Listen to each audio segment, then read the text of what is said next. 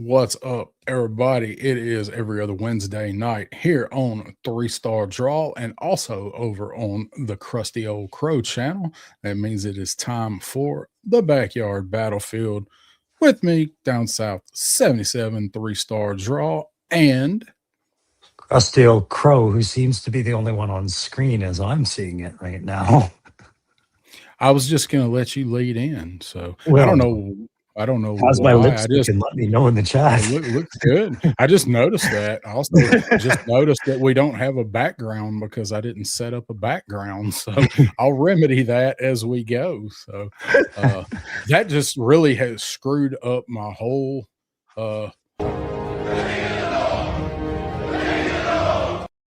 Could we call it do-over? Like, get that out of the way. I can end it and no, I'll have to make a new one. I can't do that. So it's like when you started it, I was the only one on the screen. I'm like, God damn it! Why don't you warn me before you do these things? I wasn't actually planning on doing that. So. No, I know you weren't. Oops. So there's our one from last time. So I'll put that up temporarily so I can add today's thumbnail that got made just over an hour ago. So let's try that again. Wednesday, every other Wednesday on the Backyard Battlefield. Me, Crusty Old Crow, and we're here to talk nonsense for the next 2 to 3 hours. Might be a little shorter show tonight. I don't know. Maybe Crow's got to get up early, and we're kind of light on subject matter, but I think we got something funny. Yeah, I mean, last time we said we were light on something, we had a good time anyway. So we didn't cancel the show. The show goes on. We always have a good time. It's just I don't know how good a time anybody else has, but we have fun. It's true. Sometimes the bus is empty, right? Yeah, that's right. You're just driving around wasting gas. You gotta waste a little gas. So we'll say hi to the chat here in just a minute. We got 21 folks watching, so hit that like wherever you are watching on if you hadn't already. We appreciate it. What have you been up to today, my man? And I'll combine that with the other question, and you can answer it all at once.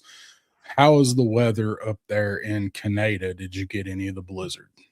All right. Brace yourselves, folks. Old man weather story. No, it's not going to be that long. I have gotten more snow tonight. I got more snow yesterday, so we're at about 2 feet. 2 feet or more right now, just over the last couple of days of accumulation and piling. And I got my car stuck in my own damn driveway because I pulled out and then I was like, did I lock the door? So I backed back in and I didn't, the snow removal guy didn't clear my driveway to the max width and I forgot. And I backed right into a snowbank, spent the next 3 hours of my day digging myself out, canceled a doctor's appointment, and then went to bed feeling like, oh, that's where every joint of my body is. Ow. that was my day. Terrible. Yeah. It's terrible. So and then, it's a combined answer. It answers both questions. Yeah. I mean, you would think it was a bad week if I were to just say that was all I did, but it wasn't that bad of a week. I shouldn't overstate things, but it certainly sucked. How was your week? How's your weather? Today wasn't too bad. It finally warmed up a bit down here. We're getting a little bit of rain. Gonna get some rain tonight. It was Monday was cold. We had a cold Monday. Yesterday warmed up, and then today was like in the like the mid 50s, I guess, but it was overcast all day today. Wasn't too bad, but last week we've already had days in the 70s. Like we had one day that hit 76 already. Shit is starting to like bud out and bloom. All of the buttercups are blooming. Oh God, we're months away here. From that. Yeah, I should say we're months away. We're at least weeks and weeks away, but it's a little early for that. It's a little early, but not super early. We always have some pretty warm days in February down here. So I want one more snow. I know you're sick of snow. I want one more just snow. No more ice. No more ice. Is that just so you can take pictures, or do you have something else you didn't do in snow yet? I just like to go out and I think it's pretty. I think it's pretty, and I like how quiet it is because it dampens the sound for everything. So I enjoy that. That's fair. Yeah. I've taken snow for granted my whole life. So Yeah, like yeah. we don't get enough of it here to we kind of cherish it, but we're ready for it to come and then get the hell on out. So Well, like I said, if politics goes the dark way and we're all just all neighbors in one big country, yeah, I demand a province or a state swap, whatever it's going to be. Somebody's got to come here up into Ontario, and I got to take their place in Hawaii. at least shipping will be cheaper. No, I'll be dumb. I'll go to Hawaii. Shipping will remain the Oh, same. If not, let's see, SCS Dog, and then let's see, Clint Jorgensen. I think they got connect in Hawaii that could get you there. So Mython used to live in Hawaii, didn't he? yeah, it's Mython too. That's right. Yeah. So let's go ahead and say hi to the chat, because if I don't, it's going to get buried, and I want to try to say hi. We got 29 folks watching. So, Oh wow. yeah. So we got Shane's here, Same Time Toys, saying, let's do this. Do what? Let's do it. Let's do it to it. Whatever it is, we're doing it. We're going to do it. Crimson Cobra Commander's in the house. Hello, everyone. Welcome back, Triple C. Good to see you back, buddy. Always. We got Son of a Crayon Slayer saying, hey now. Got Liquid Identity, which way back said, what's up, Buttercups? Like before we ever started. And I thought it was funny that we just talked about Buttercups. Here you go. Paul Morales is in the house. What's up, Paul? Hey, Paul. Matthew Matson is here saying, what's up, nerds? Isn't that Punk's line? Can't steal Punk's line. Well, it's Matthew's line. Punk just has the sound bite. No, Punk says, what's up, fools? Yeah, Punk says fools. Yeah. Fools. Matthew also says, R.I.P. Robert Carradine. From Revenge of the Nerds. Yeah. Passed away Monday or yesterday.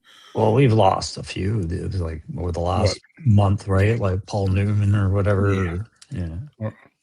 Was it Newman? Robert I feel Duvall. like that's the wrong Duvall. Thank you. I was gonna say I feel like I've said the wrong name and I know it. I gotta get some Robert Duvall clips because he's got a lot of good ones. Well, I won't pretend I was a bigger fan of him in life than I was. It was just, I knew he was a respected actor. That's about it. Oh, yeah. He was good, man. I like just about everything I ever saw him in. Gasland Mechanics here. What's up, Gasland? Yo. Let's see. See me pulling out all my dreadnoughts while we're saying hi here. Speaking of dreadnoughts, there's Evil Dookie. What's up? Yo. I'm taking StreamYard lessons from me. It happens to all of us. Billy Butch is here saying Bush League. I know, right? Let's see. Got Mr. Shark Eyes Adam. What's up? Saying greetings, friends. Happy birthday. I know it's not your birthday where you are anymore, but we're still celebrating you for a couple more hours. I just did this whole debate last night on Circle of Jerks over time travel and birthdays. And is it his birthday still or not? His birthday's in the past, but we wished him a happy one, and that's what matters. That's right. Yeah. Let's see. We got and Australia. Ultra Mensch is here saying, evening, fellas, teleporting in. What's up? Oh, let's see. Nolan is in the house, makes us Toy Tube official. What's up, Nolan? Paul, did I say Paul Morales? Paul Morales is here. I can't remember if I got to you or not. Hola, Paul. Once you get this far down in the chat, it takes a minute. Derek Holloman, what's up? There, hey. Looking. Did I So spell it wrong? Oh, thank you for pointing that out. I was in a hurry. I spelled presents wrong. did you? And then friggin' Travis gets the job right away. I've, I didn't. I'm actually. I wish you hadn't have pointed it out, but thank you. I was in. I No. was in a big hurry when I put the text in that thumbnail. So uh, it's the backyard battlefield presenets, and we'll tell you what we're presenting here in a little bit. So I will let you guys know, like when we say like it's off the cuff a little bit, we didn't have the premise of what we were doing till about 2 hours ago. We just, and that's when the thumbnail got made. So when Darren says he was in a rush, he was in a rush. And I think we come up with a banger of an idea, but it's probably going to need a little refinement. So you guys get to be guinea pigs. So yeah, we're hoping this works out so that we have something that we'll say we'll do that again. Yeah, we're hoping. We're not Let's see. committed. Billy Butch says got hit with 1.5 feet in New England. I knew y'all got hammered up there. I knew this guy right here, Woody Triple Deuce, was expecting a bunch in Rhode Island. So what's up, Woody? Yeah. Carlos Salinas saying it was a crisp 81 degrees in DFW today. Jesus. I hope we are a little bit away from 80s here. I'm not ready for 80s. This is my reprieve with what I do for a living. Summertime or wintertime is my reprieve where I actually don't melt as soon as I step out the door. So I like winter to last. So this was, really a hard time for me last year because I knew I wasn't going to end up going to Joe Fest. And I was really looking forward to that beat down heat that we had when we were there in 24. Remember everybody stepping outside going, oh my God, right? And I loved that. I was like, yeah, give me that. And so I'm looking forward to it again this year. Just go ahead. Give me the heat y'all are complaining about. I will take it. Well, I'm pretty sure you're probably going to get it while you're there. Oh, yeah. Georgia in June is pretty much a given on what it's going to be like. Stu for lunch is here saying, howdy, howdy. What's up, Stu? Got 610 Yojo Daddy's in the house. What's up, 610? How you doing? Shirt of the Goat Rapper, BIG. Man, this shirt, you can't see it because of the lighting. This shirt was like a dark charcoal, almost black gray. Oh, it's not. I've had this shirt so long that it looks brown. It's been washed more than once, you'd say? This is actually one of my undershirts I wear for work, but I was like, you know what? Gotta rep some Biggie, and it really stands out on camera too. So yeah, that was what my biggest disappointment is. My concert shirts that I prided myself on were like from the early 90s, late 80s. I hung on to them for years, and then just before I started my YouTube channel, guess what? Shirts had too many holes to keep, right? So my old Soundgarden shirts and Pixies and all the good bands from that era, nothing left. Yeah. Now, as a 50-year-old man, I can't bring myself to go buy a trend like a musician shirt. Like, don't ask the music I'm into. You don't have that kind of time, kid. Yeah, that's right. That is right. William Emery is here. What's going on, William? 3-star crow in chat. There's Derek saying, Robert Duvall, Open Range, man, he was so good in Open Range. Kevin Costner was a little iffy in Open Range, I thought, but Robert Duvall was great. Yes, Secondhand Lions. Yeah, that's what me and my real world best friend. That's what we actually used to call ourselves because we're just the dudes getting old sitting on the porch with disdain for everything. That's I like that title for it. I'm trying to think of the movies I've seen him in that I like, but I'll be at that all night. So I'll just go with what the chat says and nod along. Yeah, great movie. There's SCS Dog popping in saying aloha. What's up? Got Go Joe 82 teleporting in. Are you from Louisiana, Go Joe? I think you said you are, but you gotta be. If he's not, he's got to be out of Quebec. Yeah, he could be Canadian. And he says your review of the M113 is awesome. Now he wants one. Thanks. Hey, I appreciate everybody who ever lets me know, like, hey, you kind of affected my opinion on that, because I know, like that. I feel bad for the money you're spending, but I'm glad that you trust me on it. God, I hope they don't break on you. Yep. Got Dave popping in here, Triple D's dungeon, and I gotta go grab something in just a second. Then saying Dave just reminded me of it. So Dave called me a shill on the comments I made on your Night Viper video, because I liked your Night Viper video. When I went to go edit something to kind of stage it for him, I accidentally deleted the comment. So now Dave just looks like an asshole on your video, calling me a shill for no goddamn reason. That's all right. Yeah. I saw that's funny. I just laughed. Just hit like and laughed at it. Yeah. Adam's saying you do not want to know what some of those vintage rock shirts tees go for. Oh, I do know. That's why I get sad, because I've been like, wish I had taken care of those and put them somewhere safe instead of wearing them all the time. I wish I still had my 1991 Paula Abdul Color Me Bad tour shirt. I went a different direction than you. I get some bank for that. Yeah.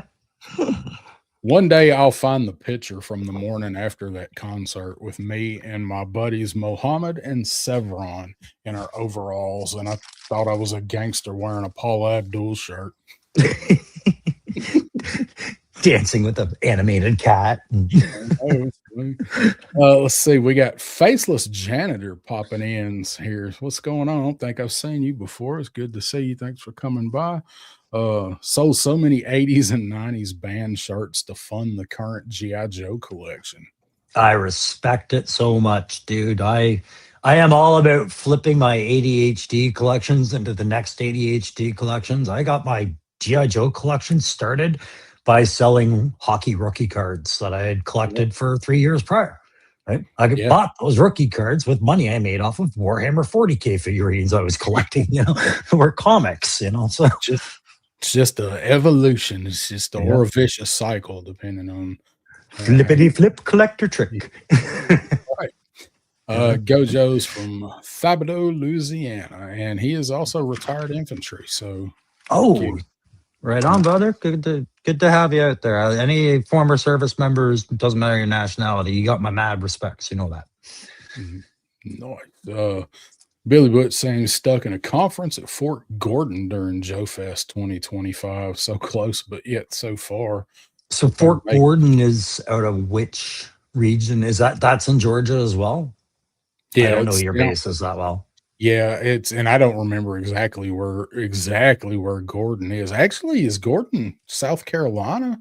I guess I don't know all of them as well as I thought I did either. It's not far. It's not far at all, but I think it's Georgia. Either way, I mean, Joe Fest is what, 4 days? Friday, Saturday, Sunday, so 3 days? 3, yeah. Yeah, I'm sure your CEO would not miss you if you disappeared for an afternoon. Let's see. No, I can't assume that. Star something there we'll come back to. So everybody's throwing out Robert Duvall movies, The Apostle and THX 1138. I actually know what that one is. Godfather, anybody? So I never really liked The Godfather all that much. It was too damn slow. It insists on itself. It insists on it. What does that even mean? We got Stanley Eberhard here. I'll get that comment on the screen. Stanley. Kills me. So, sort of here watching Better Call Saul with the wife. I hope you're in at least season halfway through season 2, because as much as good as the writing is, it's awesome, but it is a slog. But it's not not Breaking Bad, but it's close. I still haven't watched that yet. Breaking Bad or Better No, Call I've Saul? seen Breaking Bad. Okay. I just never watched Better Call Saul. It's very good. It's much slower and way more setup. Yeah, and I'm one of those guys that's just like, if it's a follow-up, let's move things along quicker, not slower.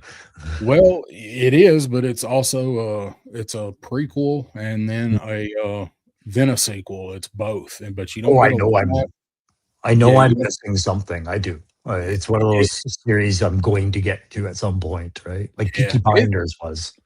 That was mostly very good. I don't know whatever happened to the movie that they were supposed to be They're advertising it now. It's I don't know, is it a movie or another season? It's Peaky Blinders, The Immortal Man, and they just started trailers for it. He comes back, so yeah, I haven't even seen any. It was supposed to be a movie, but I haven't. Maybe that's what it is. Yeah, I just saw it the other day. That's why I was like, okay, I'll start Peaky Blinders now. It's good. It's good. Yeah, I'm not hating it. It's a little slow for me too, but that's season 1, right? So we got G.I. Jetman is here. What's up, Jetman? I was just watching his stream earlier on with Casey and Joe Ara. Yeah, I saw it was on. I didn't get it. I'm gonna have to go back and watch the replay. I didn't get a chance to watch any of it. Action Figs popping in here saying what's going on, man? Fort Gordon is in Augusta, so I knew it's in Augusta. Okay, close by. So you got to ask yourself, what would Bill Murray do? Right? If this were Stripes, he'd be at Joe Fest. PB1 EE says not retired, but did 3 years in 10th Mountain. Nice. And there's Dookie saying Gordon is in Georgia. I thought it was, but there you go. I was never at any of those. So yeah, and every base I went, I think I shouldn't say every base. What few bases I went to were like New Mexico, right? Like that region. So the desert. Yeah. And I never really saw much of those bases, just the training areas. Right. Got Lawrence popping in, a punk with toys saying hello, fools, and fill in jerk. Oh, yeah. Yeah, I was on a circle of jerks last night. The guys were short staffed. I filled in. Punk, I like the term jerkenary, like a mercenary, but the jerk for hire, that works. But that's fill in jerk work. Yeah. Well, I got to the bottom. I hope I didn't miss anybody. Sorry. Frank Dumont News in the house. Hey. What's up, Frank? So do you want to I'm gonna let you real quick tell the folks what our main gig is tonight, and then I'll come back and tell what the side gig is. I'll be right back. Oh, God. What was the main gig again? The name of the stream. Okay, so I'm talking about that. Then what's the side gig? The one that we talk about when we see new stuff. Okay. So I'm talking about the actual main one. All right. Okay. Yeah, you go ahead. I got you now. God, we are not prepared. Right. No, we did a terrible. Okay. So tonight on the backyard battlefield, we've decided, since both Darren and I have them all in hand, we're gonna put these guys on trial. One of us has to be the prosecution, and the other has to be the defense. And there has to be an accusation, and we're gonna find a way to just find some good and bad points on these figs. Oh God, he had to time that when my pizza's ready. I had the time these figs. Go get your pizza. No, it's all good. I'm going to do that. All right.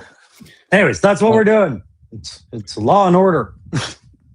Kind of law and order. So we're gonna start the court of the backyard opinion, and I think it will be funny. Again, this is kind of a dry run on these guys, so that's what we're doing. And we've also we were trying to think of a way. We want to talk about the pre-orders, the Toy Fair stuff. I know it's done to death, but Crow and I hadn't really talked about them together, so we were trying to think of a way.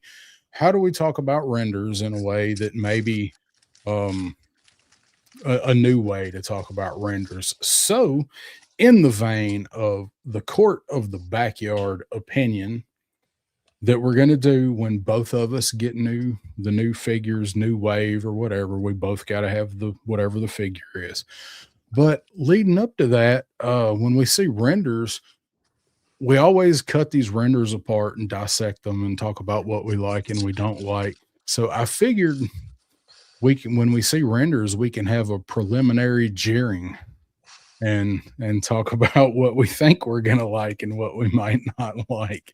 So I think it'll be a fun way to do it. I think the bottom line, the takeaway is we're going to force ourselves to be both positive and negative no matter what we're seeing, right?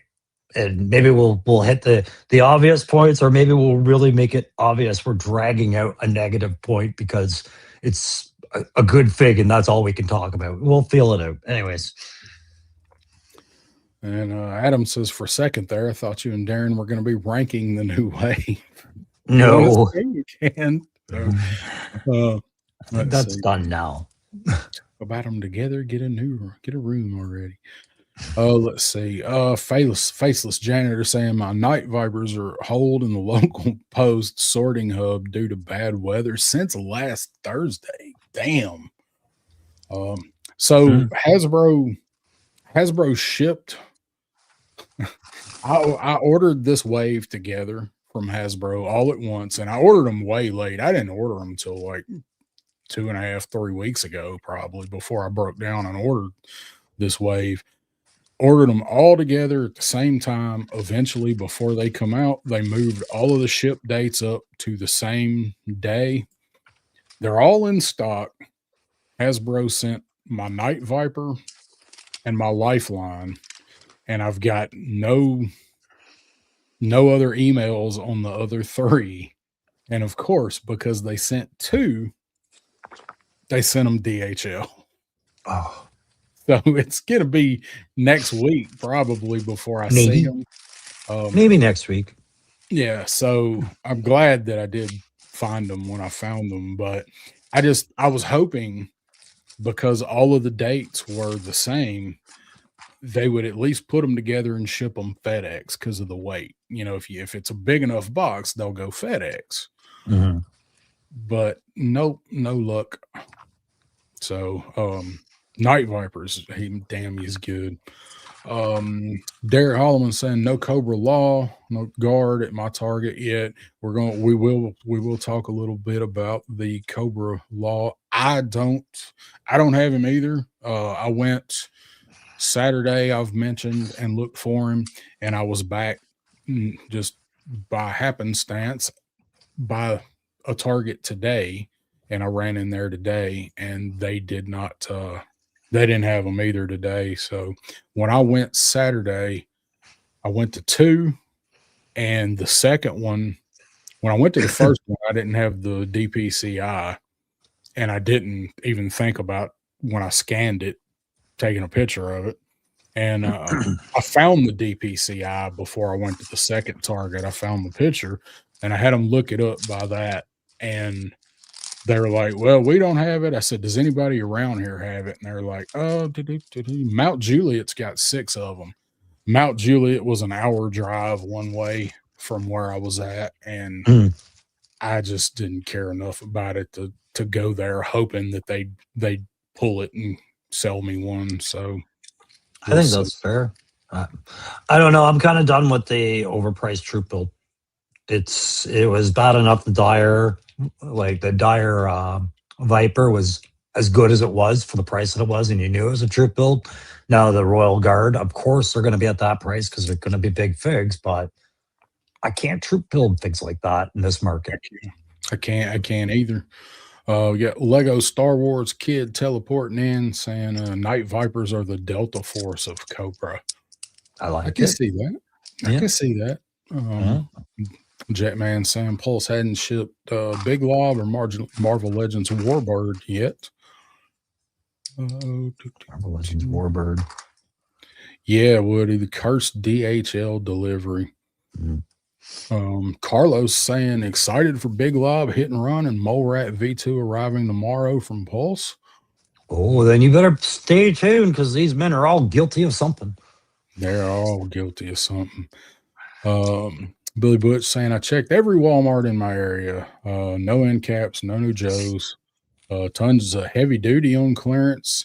Has to be the least wanted Joe of 25. And isn't that crazy? Because a year ago, everybody was up in arms because a few people had gotten heavy duty and nobody else, like he just vanished. It was the same with him and Dial Tone, right? Yeah. And now I had a hard time with them. Yeah. And now that we got him, because you had Dial Tone early as shit. Yeah. But heavy duty was late. Like, yeah. You got Dial Tone in like December or something. I pretty much invented Dial Tone. Yeah, you designed Dial Tone. So the heavy duty, right? Like we finally got him, and now they can't give him away, and that's what like a Royal Guard. Before it's said and done, Royal Guard's going to be on that clearance end cap too. I'm telling you, there just ain't enough people. This if they made as many of them as they finally made of like heavy duty, their people ain't gonna buy them up. Look at the cop, look at the police officer, the legacy.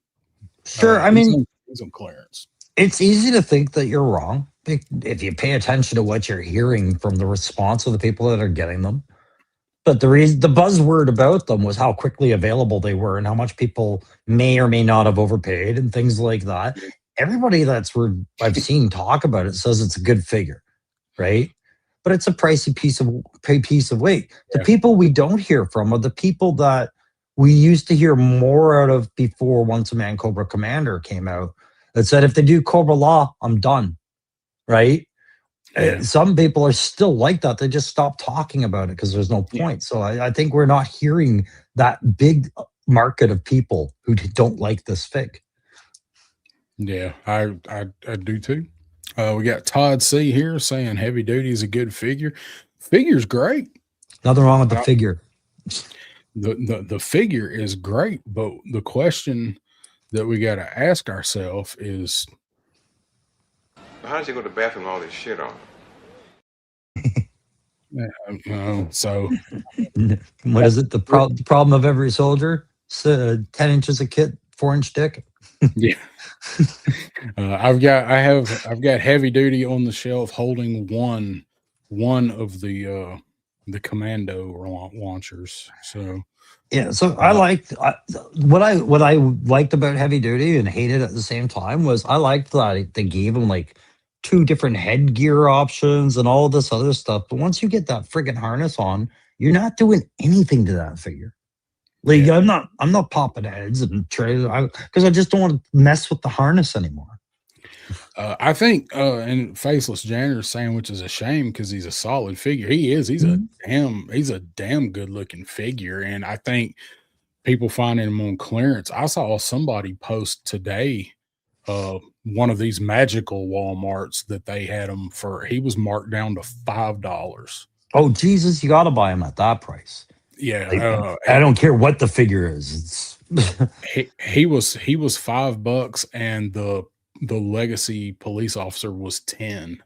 I mean, like that's the stuff you dream about finding, but at the same time, you're like, kind of like, I hope I don't, because I'm gonna buy them all, and I don't need to buy them all. Yeah, and I don't know, man. It's your shelf space is probably filling up as fast as mine is, if not faster, with other lines. It's just some point. It's nice to picture it in your head. It's not that great to picture it in reality anymore. Yeah. Yeah. Sorry, Joe. You're done. Big Lob killed you. R.I.P. Yeah, Joe. It was a good run.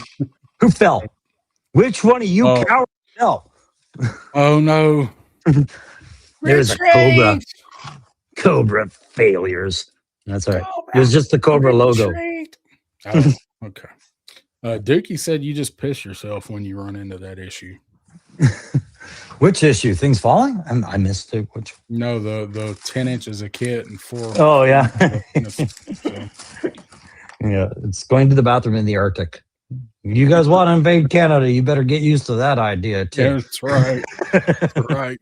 Better buy some of those stadium bladders. Yeah, and Bobby says heavy duty without weapons looks like the dude at the ballpark selling peanuts.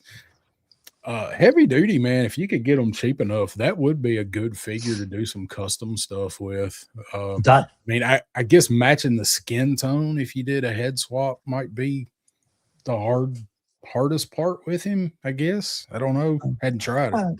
So again, it's awesome that he's going on clearance, and if you can find him for $5, that's perfect. But ideally, even on clearance, I'm paying for that stupid harness. I will not buy it just because I'm looking at half the cost going to that, and I can't bring myself to do it.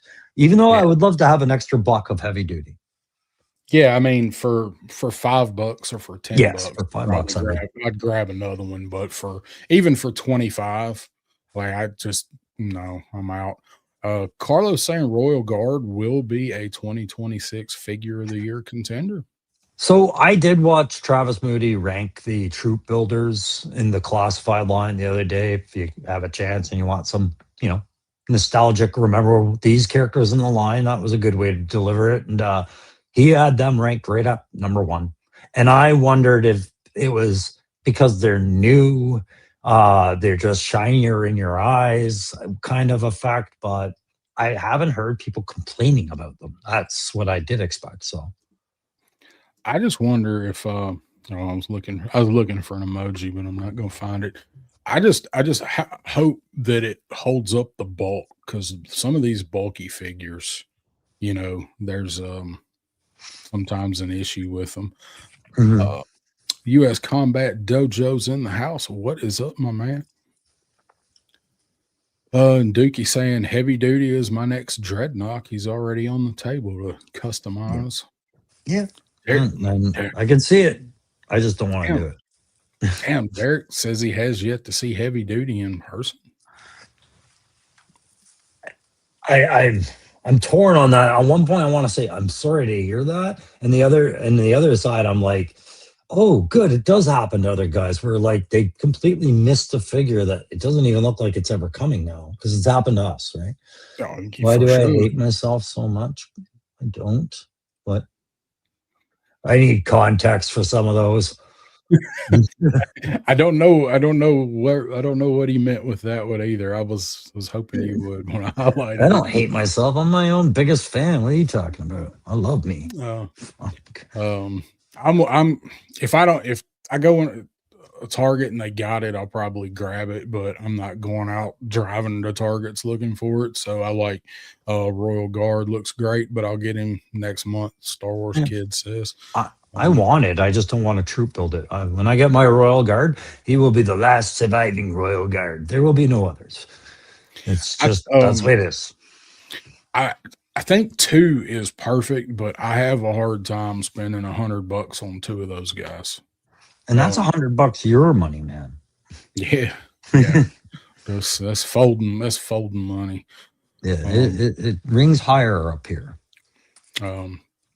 Combat Dojo's picked him up for 17 at Target. That's approaching pick up another one price. Yeah.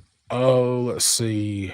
Triple C says, do you think there are less people buying Joes now? I've seen a lot of collection being sold on eBay. I said that a year ago. I think it fluctuates. I don't think that it's declining. I think maybe it's just in a cycle of people are just getting out, or they're seeing some of the stuff that we've gotten recently and some of the stuff being announced. I mean, you can just see some G.I. Joe fan going, all right, they're making dinosaurs. Fuck this. Like somebody somewhere. I mean, it really depends, I think, what brought the person into the collecting of the line to begin with, for why they're jumping out. It would seem kind of understandable if they're jumping out at this point because they're starting to see the figures that came out past 88, they can't relate to them. They think the line is dead. So, hey, I want to get some return back on my quote unquote investment. That is my G.I. Joe classified collection. Here's a hint. It's not a good investment. So they flip them, right? And I think this is about the time I'd expect to see them was when these figures started coming in. Yeah. So I think it's just part of a cycle. I don't think it's you're going to start seeing a whole lot more than usual of that.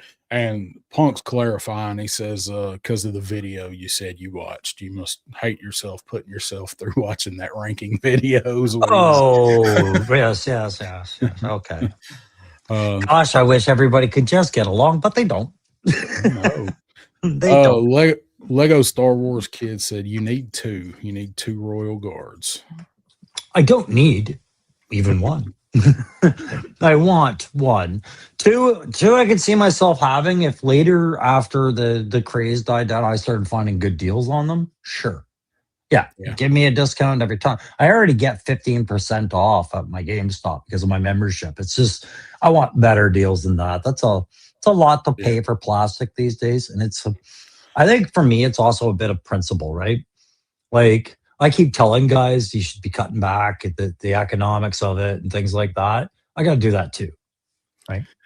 And our GameStops here are they went crazy in the beginning of the summer. I mean, I've talked about the Snake Eyes and the Polar Bear set. It's $85 at GameStop. For us, $85. And it's different, like for different waves. And I know it's according to what they got to pay to get it over here at certain times, but the fluctuations in their pricing are so wild.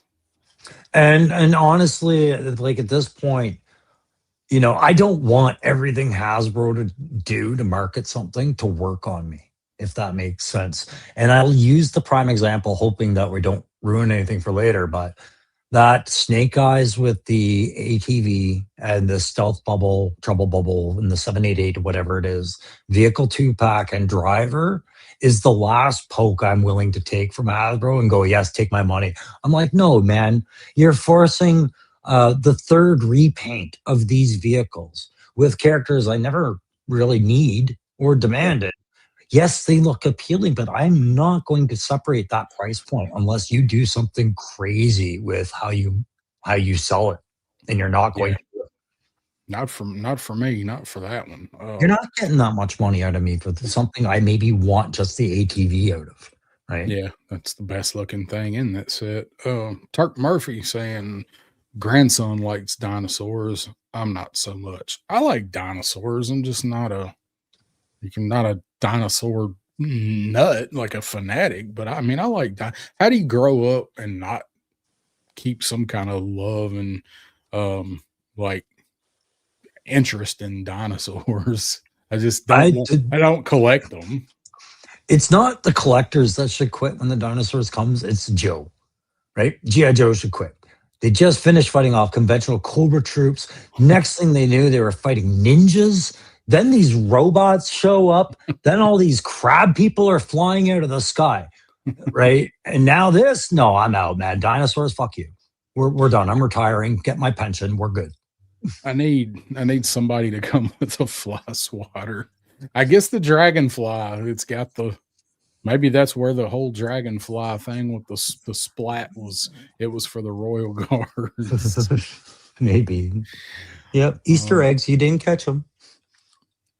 Triple C saying it doesn't make sense. G.I. Joe's always been sci-fi, fantasy, military. Not always, but I'd say when you got to 86, it was. I'd say 82 through 85 was pretty solid, with the exception of maybe like Zartan, but you could still just explain that away with being a master at makeup and all of that. So I think 86 is really when you really start getting into the weird stuff. It stayed pretty military until then. And no, I don't think that takes away from Triple C's point too, right? You're building a toy. kids need, especially the 80s kids and earlier, right? The formula was simple. They wanted bright colors. They needed interaction. The more they could do it, the better, whatever kept them busy. Using the military army stuff as a source material didn't stay good to go with parents after prolonged period. They wanted, like, why do they all have to have guns? Okay, fine. We won't put any with Lifeline or somebody, right? Like, they had to get into the sci-fi stuff and whatnot to keep it marketable for the kids and to please parents too. So, yeah, you have a point. I mean, at some point, I guess everything goes long enough. It's got to start branching out into some more, different avenues to keep different people interested. Yeah. Yeah. I actually would have liked the G.I. Joe jumping a shark just as a toy. Well, if we get no, he's got didn't somebody have a shark? I was thinking Deep Six, but that's a dolphin, and Undertow had a barracuda. Didn't somebody have a shark? I'm pretty sure one of them had a small little shark at some point, but it wasn't not like you were getting a great white or nothing. Yeah, it's going right into the camera. Don't give them any ideas. Mm-hmm. Don't give them any ideas. Mm-hmm. Carol is in the house. What's going on, Carol? How you doing? Good to see you. I hadn't seen you for a while, so good to see you. Let's see. Oh, I missed one somewhere. That's one for Ace. Give me the Happy Days shark jump play set, right? Give me Fonzie with the set of skis and his shark. Yeah, and then I think every line before they end the line, they have to do their own version of a shark jump play set. I think it makes perfect sense. That would be awesome. And Turk saying hi to Loves Mules, and I don't see the comment. Maybe I missed it, but maybe it's on mine. I don't know. If Loves Mules is here, because I missed you. What's up, cuz? That is Pop Blender's sister. Sweet. And he's, I'm sure, at work tonight. Carlos saying, but we haven't gotten Star Brigade yet. Mm-hmm. Or Sky Patrol. Yeah, well, Sky I could kind of see. I could kind of see Sky Patrol getting worked in, though. I don't know about the chrome vehicles and what are the Sky? What are the chrome ones? Is it just Sky Patrol? I think it's Sky Patrol, yeah. I guess Sky Hawks, no. Well, yeah, wait, no, I'm getting the vehicles' names in there. But yeah, Sky Patrol. But yeah, the chromed vehicles. I mean, yeah. Fans Hobby could do theirs easy. Oh yeah. Yeah. Some vac metal. That's what we need next. We need a vac metal ram and a vac metal dragonfly. Yeah, just do the Silver Mirage and vac metal. Silver Mirage and actual silver. Yeah. Nothing but fingerprints all over the place. Viper Scout, what's up? Sepsis was supposed to, but it was changed to a dolphin. Who the fuck is Sepsis? Maybe Cesspool? No? Cesspool. With Cesspool. He didn't have a dolphin. No, maybe Sepsis is a character that was in past 90s. Because remember the Eco Warriors and all that other stuff. I'll look it up. That's what I'll do. But not tonight. Ram cycle jumping the shark. Yeah. Got some good ones. Oh, please. No Cobra Eel V2. I agree. I agree with that. I hate that figure. I didn't have it, luckily. I just saw it later. If I had it, I just call everything stage 2 now. Oh, Cobra Eel stage 2. Let's call it right. These new G.I. Joe Special Forces figures that we're supposed to be ordering up here in Canada, that's Green Shirt stage 2. Green guy. Green guy. Oh, Viper Scout meant to type Deep Six. Okay. That makes more sense. I remember there being an animal companion for Deep Six in one of the reprints. Yeah, he had the dolphin. So stage 2, Deep Six had a dolphin. There we go. Stage 2. Oh, damn. I had something I was going to say, but I lost it. So, Troy Bleefort's in the house saying, late to the game, new promotion in 12-hour days. Cheers, 3-star and Crow. Congrats on the new promotion, and hopefully those are well-paid hours, my friend. Not so much on the 12-hour days, but hopefully the promotions. Amen. Congratulations. Sometimes 12-hour days is the best thing that you can get going, right? I've actually never done 12s. I've done 10s. I've never done 12s before at a job. Yeah, I mean, I was not a fan of them, but at least I knew what my routine was all friggin' week. And if I was being told what my hourly wage was over that, I'd be, yeah, okay, that's a good week, you know? Yeah. So way back up, so the thing that I had to get up and go grab while you were getting pizza out was this right here. I mentioned I had to bring Dave back up because he reminded me of something. So I'm guessing you got this right here. Is that G.I. Joe 325 Aura or the new Energon? Oh, Energon, yeah. Yes, I have that one. I have the cover with, is it Chameleon? Chameleon's on the cover? This is the one they put in my I whole have box. Variant cover, anyways, but yes, I got that issue. Because we usually talk about these when the new issues come out, and we didn't on this one. I picked it up on Saturday when I was out trying to find Royal Guards and G.I. Joes. Went and got this, and you and I hadn't talked about it, but don't spoil it in the chat if you have read Energon 19, but there's something at the end of this comic that makes me very happy.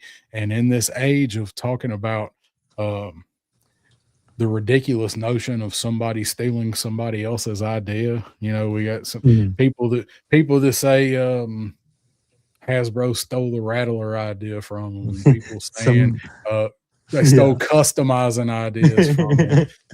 So in the age of saying that, and in the vein of saying that, as much as I love what's in this book, I think they stole it from Daredevil Dave. I knew we were going there because I know what that last page entailed, and I think I even told you you're gonna love the last page. I got a message from Matthew when I literally had just picked it up, and I was at Walmart when I come out at Walmart, and I had a message from Matthew, and he's like, have you read the new issue of Energon yet? And I took a picture of it in the bag, and I said, not yet, give me a couple hours. And he said, there's a reveal at the end of it that I think you're going to love, or you're going to really like the reveal or something. So if you guys are reading that, I'm really happy with what we see in there. And if you're not, guys, it's a good time to pick up on it if you're kind of curious, you know, because now those trade paperbacks that cover issues 1 to whatever, we're at 18, those are starting to become more available. In fact, you might be able to find some of them on sale sometimes, like because they've been out for a little while, but at least the first ones would be. But also they've nodded at, well, it's time to expand our roster, which means we're going to get more Joes in the Energon universe. And they're rewriting Joes so that the way they appear is almost fresh and new, right? So it's an interesting series. I don't say I love it, but I think it's pretty good. You know, it's interesting as hell. It's keeping me interested with the directions they're taking. Keep my name out your mouth. Good. And Bobby Wald has said he's a little behind, but he heard in Void Rivals they mentioned the Visionaries planet. I'm only reading the G.I. Joe. I need to be reading Transformers too, but well, you're going to be able to read Mask now because Skybound's putting Mask out now, and that's been lurking in Joe for quite a while in all of this. Like those who have been reading it have known about Mask's involvement in all of this for a while. Same as Transformers, they know about Miles Mayhem, right? So we're about to be full up on Black Matt Tracker, and I'm here for it. I'm here for it. Somebody said it just makes me wonder. So Void Rivals seems to be the tool they use to bridge a lot of the gaps between the lines, like Transformers, G.I. Joe. Now, what was the one you just mentioned? Visionaries? Visionaries. Right. So, I mean, like, depending on what all they get the properties for, you could eventually see a lot of other nostalgic toy lines working their way into crossovers into this, right? Like I'm thinking about Thundercats or Voltron or some shit, like Yeah, that Void I Rivals don't. is the bridge. Yeah, Voltron would be interesting. Mm. And then there's Dave saying if Techno Viper would have been with him, it would have been perfect. All I'm saying, yes, it would have. Issue 18 took place 30 minutes from his house. That's right. That's right. It did. Yeah. Down in Mississippi. All right, let's see. Let's read the comments here. So Triple C saying, would you guys like maybe Miles Mayhem or two of the characters from Mask in classified? Yeah, I would I'd love to see. I don't need the whole Mask roster done in classified, but I would love to see Matt Tracker and Miles Mayhem. And I think we're definitely gonna get Matt Tracker. I would hope they do Miles, but I think we're definitely gonna get Matt Tracker. I think it's important that every time somebody feels like that question gets asked, it needs to be asked out loud. So it can be said that it's being talked about amongst the fans of the line, whether they want that character or not. So that kind of shit can get back to Hasbro headquarters as a thumbs up from the masses. So yeah, I want that in that line because I think that's what they've been feeling us out for is, hey, how flexible are you on your G.I. Joe classified collection? Yeah, I think there's a very specific reason why Gem and the Holograms were on the Cold Slither box the whole time, right? I think it was a probe. I think Matt Tracker showing up in the Energon and things that are going on right now, those are probes, right? They're building new characters for like Sundown for the line. Number 200 for classified is a brand new character. Why not feel us out for what we feel about the other properties you have access to? Yeah, I think that'd be good too. I think the same thing. I think Jim, I don't know that we get all the holograms, but I hope that means that they're gauging interest for Jim because I will buy a classified Jim in a heartbeat. Cold Slither. Yep. do something with where she's like work her identities into it. She could be like Satin in the cartoon. Very easily doable to work her into the lore. So I watched Jim. I like Jim. So I'd be down for Jim too. Clint saying loyal subjects gets to make classified figures. Hopefully, you're probably the only one with your fingers crossed for that. Stu saying the newest itineration Matt Tracker. Sure, that's the one. That's the one we're going to be seeing. So it's the one that's going to be in the comics. Hasbro did that figure years ago already. So I like the remarks I've heard or read online about why change Matt Tracker? That's not my Matt Tracker I grew up with, right? And they were saying, look, Duke's already the blonde-haired, blue-eyed pony boy of G.I. Joe. Do you want to mirror that in Mask on the same title, or can we maybe get away with something here? And I think they're good to get away with it. Yeah, I think that would be fine. I don't want to see stuff like that done all the time, but something like that, I think bringing it into a line that's not its own line when it already has a history of it, that's fine. I'm good with that. Now, I don't mind. Honestly, when I picture Matt Tracker, I picture the old Matt Tracker, and the name suits the old image of Matt Tracker more than he suits the new image, and I can concede that point. But at the same time, if you didn't think they were going to change these guys, and just be happy they didn't gender swap them. Yeah. Matilda Tracker or something. Yeah, I was trying to think of what would that be. So yeah. Nolan says no microphone. That's why no microphone. It's coming with Jim.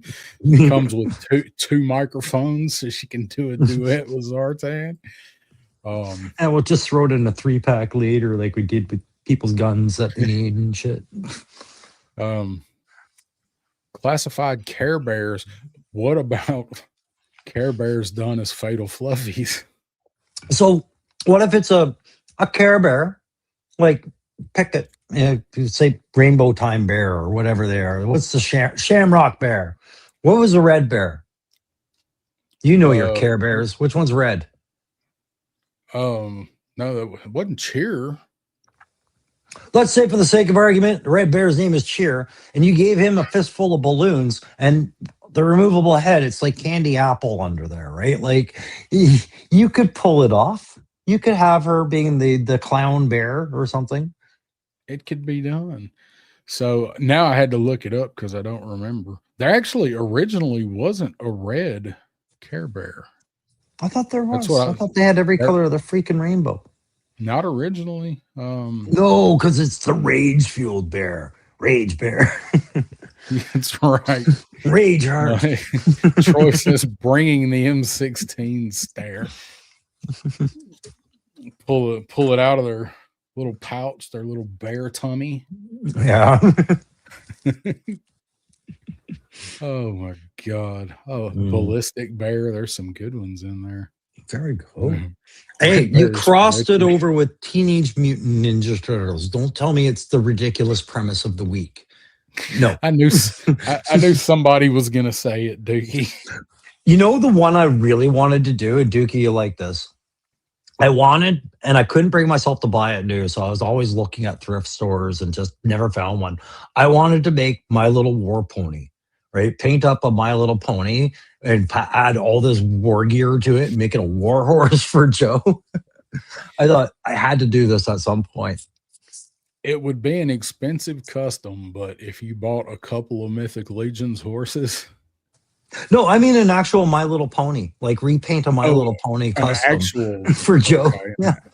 It would cost me about $2. Yes. That would probably be pretty inexpensive to do. Why did that just look better than a Ninja Turtle? So, all right, let's see. So, trying to think of everything that I had saved here. I will see while we are talking about Joe's and stuff. I'm gonna pull up this picture and then we'll move along. But this is relevant, so let me share the screen here. We saw this the other day. Information come out. Pre-orders, and I didn't screenshot the thing from Full Force, but this was the picture from Full Force. So we got to see, and we're going to talk about these guys a little bit coming up. But so we got some pre-order dates and prices on these supposedly. Are you grating cheese? I'm cutting pizza. I didn't realize it was so loud you could hear it. Yeah. Must be using the loud pizza wheel. I can hear the pepperoni. I'm freaking Donatello over here. So we got the Dire Night Creeper. It's going to be Walmart Collector Con on March 12th and 13th. So he's going to be similar to whatever's been collector cons with Range Viper and Big Ben were collector cons, all of that stuff. Crystal Ball was a collector con. He's going to be $27.99. So then we get Zania with the Swamp Skier sometime in May. It just says May. It's going to be a fan channel, $60. So if this is accurate, I was right on. That's what I guessed on price. That's like the new price point for Trouble Bubble and whatever. So Ram. Yep. Then we get Professor Rotclaw and Dino Nichus, and I stared at this for a long time trying to figure out how to pronounce this damn dinosaur, and I don't even know if that's a real dinosaur or not. It probably is. So if you guys need an easy way to remember how to pronounce the dinosaur, Dino Nachos. No, Dino Nachos. I'm just going to call him Dino the whole time. Dino, God damn it, Dino! Or Dino Nachos. So sometime in July, $51.99. That's our new figure and pet ridiculous ass price point for that. And then also in July at some point, so we're going to be getting a live stream in July. Probably all the shit that they don't show in Yojo June will complain about not seeing. $59.99 for Red Dog and Taurus and their fan channels as well. So wanting to pass that along if you guys somehow have missed that. So what do you think about that? Well, they will fall subject to the court of the backyard battlefield at some point, I know, and I definitely will be working my best to be on the prosecution for those guys. I'm not happy with a lot of that wave. It's just, it is what it is. Yeah, Bobby, you did. That's what I was thinking of when I was talking about the Care Bear Joe crossover. I was thinking about Bobby Wold did this Bongo. with the Van Custom, and did a bongo set. You need to send me those, Bobby, because that's one thing. Like when the Ramen van, when the Rev was, before anybody got it, I was like, man, I wish I knew how to paint and airbrush and stuff, because I'd love to paint one up like the Bongo, the Balloon Bear van. What would be cool would be if there was a way, and there probably is, what if you could do wraps for those things? Wouldn't that be awesome? Like the vinyl wraps, like they wrap cars in for advertising, and then people that are just gaudy. Wouldn't that? Well, I mean, there's dips. You could put a dip, just dip the plastic right in. It's the same as they do with car parts, right? But it's expensive as hell. Yeah. And if you get it wrong, you get it wrong, right? Like, it's done. Yeah. But I mean, to be able to like do that at home, I mean, you're talking about thousands of dollars worth of shit to be able to do that, I would think. I don't know if it'd be that much, but you're not over exaggerating. Depends on, I guess, what you're trying to accomplish, right? I want to dip my Rattler. Okay, that's going to be costly, but Man, I'd be wouldn't it curious, cool? like Gun Bunny, who's changed the complete appearance of a HasLab of that size. If you were to put a price on materials of cost and things like that, not what he charges, but what the materials actually cost. I'm just wondering how much it costs to alter something like that. I guess it depend on the size or whatever. I don't need anything like that, and I can't afford it anyway, so I've never priced it. Dreadnought saying Red Bear's blood of my enemies bear. Yeah. Viper's Cat saying as long as it's not Red Sonia Bear, don't need that smoke. Yeah, exactly. Lost. Oh, great. No, YouTube just crashed. We're getting sued. Red Sonia, she's so hot right now. Yeah. That's all the talk. Dreadnought says, I figured you'd be one of those weirdos that use scissors for pizza, Crow.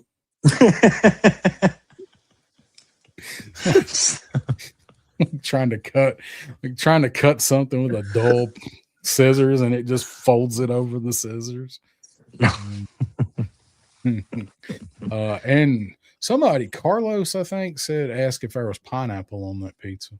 Not this one. But I'm good on pineapple.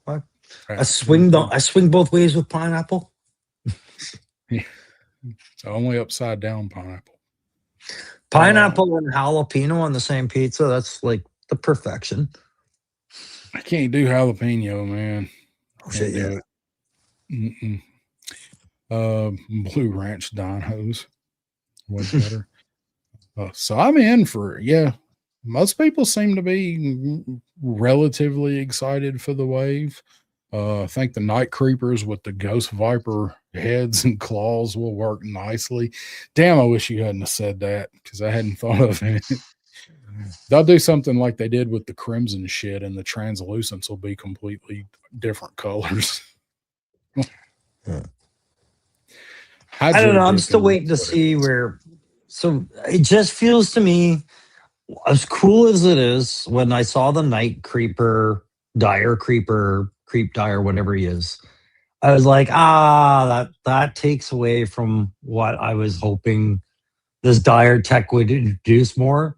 it just seemed like a dumping ground for reuse and just saying like, look, from now on, if we make something even remotely cool and it's a troop build, expect a dire version. I was like, I don't know. I Yeah. hope of the people that really are excited about those, I hope they meet those expectations. But I was even looking at the plastic coloring they used for the crossbow and things like this, going, what is the decision process with this character?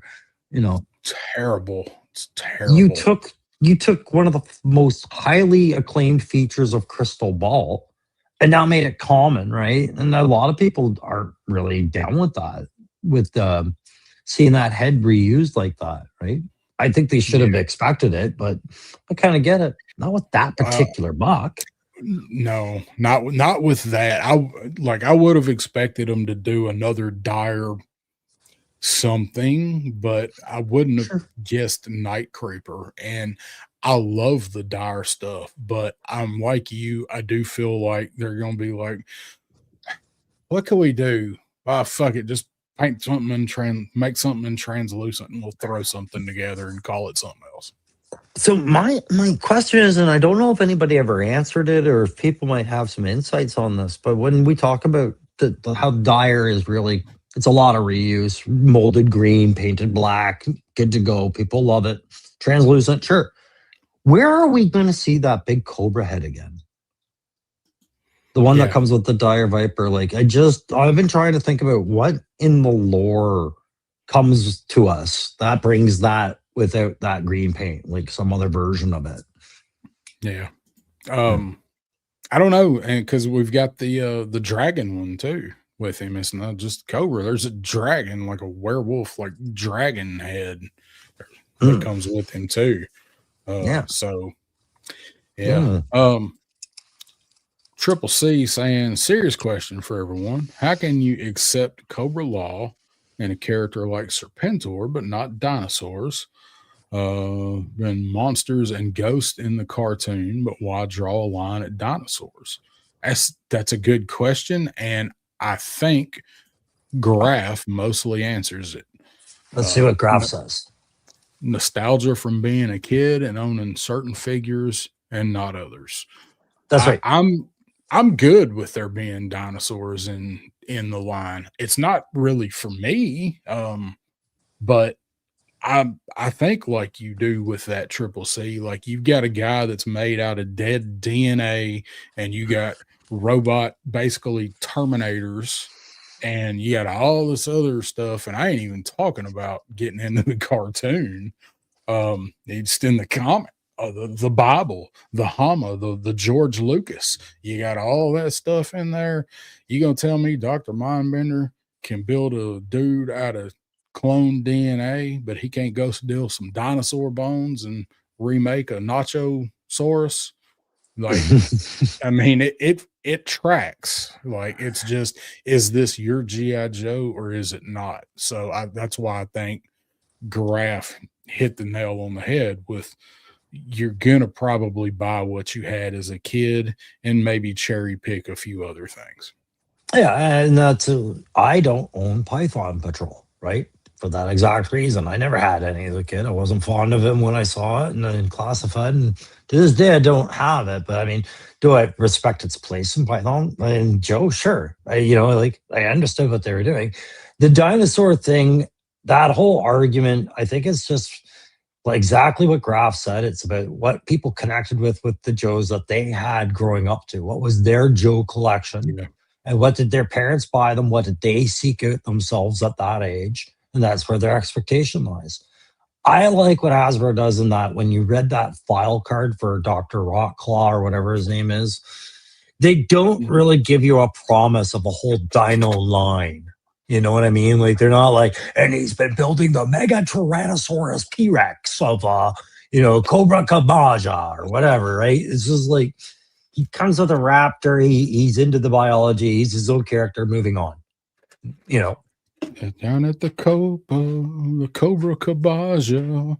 Yeah, and now I do expect a new Lowlight, though, right? Lowlight was in that dino set. So, Lowlight and Ambush, who we haven't seen yet, but it's probably going to be announced soon. I would imagine.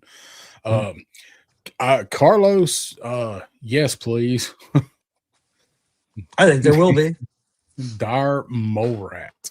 Dire Mole Rat. Stage 3. That'd be like he stage 5, like he's transmorphed into something beyond Crystal Head guy. I was actually surprised they didn't integrate more, like to bring those two lines together, the Mole Rats and the Dire stuff. I get they're separate, but I thought they would take advantage of trying to bring them together for photography and stuff like that. Yeah. Well, I mean, we haven't seen the Mole Rats yet in the comic, and we know we're about to get Crystal Ball in the comic, and this Dire technology is probably going to be powered by Energon. So I see Mole Rat and Crystal Ball fitting together in that fashion, maybe. So maybe we'll get to see it. This comment, and Troy, don't take this the wrong way. It's not against you. It's against this whole statement about, oh, look, if you take the horns off, it's a whole different look and everything like that.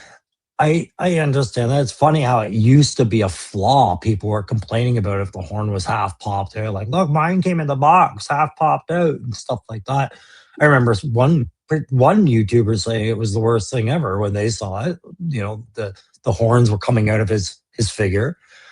But to me, it's now I've got two more pieces I got to stick in a bag somewhere, right? Like the two horns have to go somewhere. And I'm just I'm getting a little tired of doing that with so much useless kit in the line already. It's just not worth it for the figure for me. That's not enough appearance difference for me. I'll see two holes. That's the thing. And I think I don't think they're supposed to come out. I think they're just like was said later, like, oh, they're actually glued in and they're probably not supposed to come out. Because when Sean posted that originally, I commented on it. I said, but are they supposed to? And I think enough people were like, yeah, that they're not supposed to come out like that. And he went back and he added to it and was like, yeah, they may not supposed to be coming out. I think they're glued in. However, I may try it. Even I might just heat it up and try it because I like how it looks, but I'm like you, I'm still gonna see the two holes. So I think if you were to ask any Hasbro employee or Lenny or anybody, I think what they would describe that as is happy coincidence, right? Like it's a happy coincidence. The assembly process meant that the horns were separate pieces. That wasn't the intent, Well, that's like my Xandar missing the arrows in the quiver. It's like that part just didn't get put in there. It just didn't get glued in. Yeah. Oh, I'm way behind on comments. Let's get a couple of comments and then we'll keep moving things along. Yeah, I like having all of the interaction, but man, I get way behind. I meant to mention I wanted to show off my character tonight, my new Joe. All right. I'm down for you showing off your new Joe. And I just mean this I just gotta have some fun with the chat with it. But I just stepping outside for dirt right now. All right. Faceless Janitor, Dire Technologies based off of Jim and the hologram tech. Top secret. I shouldn't talk about it. That's pretty good. But I kind of respect that comment just because, hey, why not? If you're looking for creative ways to bring people into the line, right? We've already mentioned Gem and the holograms will come, or I think they will come if enough people say, yeah, I can accept that. Why not have them crossed over with something to do with something already existing like that? I'm all for it. Yeah. It's bridging, right? Anything that bridges it works for me. Billy saying Motu ended their original line with dinos, and somebody asked about dino saucers. Jurassic Park began and ended their line with dinos. Now you're just talking semantics. It's just crazy. I just mean I don't think kids are as dino crazy as they used to be because they've been saturated with it their whole life now. I don't know, man. I think dinosaurs, Punk always It's like cars and robots. I think dinosaurs falls in that category. Like it's ingrained so early. It's one of those things that's kind of timeless. It's just Mm. how much do you retain like loving big giant lizards? You know, like it's cars are always going to be there. Robots are always going to be there. It's just how much do you retain it? But I do think most people are Well, really, really in for dinosaurs, at least for a while. but you can see the cynicism that comes out as soon as somebody dropped the word dino and even showed you a respectable outing of a dino in G.I. Joe Classified, right? I can't accept this in my line. And then you have guys like Triple C going, but Serpentor's cool. Like, where's your Yeah. line, man? Where is your line? Yep. And still I think it's I still think it's a lot of nostalgia for what you had. Yeah. And then there's like Dreadnought K6 says. They're not, They're not. They're not. But Hasbro, has to write on the box that they're looking at floor and up and things like that. So accounting for who's buying. When I went in back in that Target today, and it was the same first one that I went into on Saturday. So they got two pegs, two, I think, of the Motu Transformers crossover. And they've already clearanced out the last two that come through, and now they have the Optimus and the Starscream, which when that Scareglow Starscream goes on clearance, I will be buying it. But when I was there Saturday, those pegs were full with those. They couldn't have hung another one on either peg. But today, somebody's buying them because they were half full. So somebody is buying that stuff. And I do think those mashups are good for being aimed at kids. We might not love them being the ones that grew up with those properties and like they don't really fit together, but I think for kids as an introduction into that, and they're like,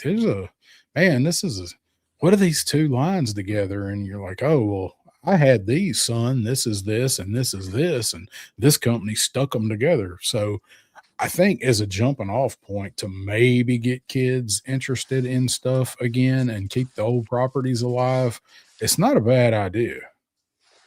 Yeah, I don't know. Like, I personally can't stand the sight of them. Like, I feel like it's a waste of plastic. It's a waste of staff to produce them.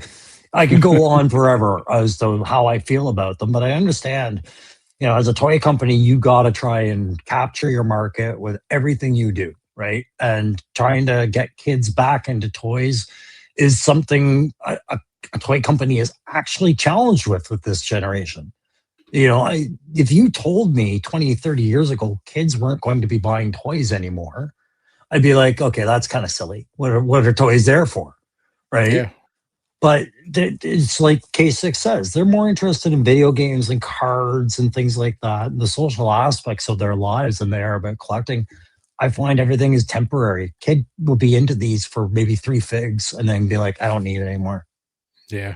That's and I don't think for kids there's nearly as much out there as there was when we were. I mean, we grew up in the golden age of marketing stuff to kids. So, I mean, there's still plenty of stuff out there, but I don't think the variety in the 80s and 90s, they made toys out of everything. I also don't think people see it as like, I think they see it as the luxury it is, like toys, toy collecting and everything like that. And trying to justify spending, in Canada, I'm going to say $40. You guys would say 25, right? For a figure. But, that's not passive. That's not a passive choice a lot of people make, right? They're usually like, oh, wait, I really connect with that particular figure. And that gets them in the door. If the kid doesn't connect with any character on that shelf, guess what they're not buying? Toys. Yeah, that is true. Let's see, Jetman's says he's over the whole turtle or the whole Transformers thing, but he pre-ordered Wheeljack on BBTS. Well, he's a straight up, actual Transformer. The G1 Transformers, I'm always going to be interested in. I don't collect them, but anything up through the movie, I'm down for being interested in. And I love that they're promoting the hell out of this being the 40th anniversary of the movie. I do plan on going to see it in the theater when it comes back around May or whenever it is. Oh yeah. I can't wait to see that movie in the theater again. Oh, God, I love that movie. Oh, see, Dookie saying his son would rather play with Joes than video games, hands down. Takes a Joe everywhere. He's the exception. He's not the rule. Okay, so I would ask, is that because you guys have a shared interest? Because that changes the dynamic. If your kid is doing this with you, you're nurturing it, Yeah. right? Yeah. And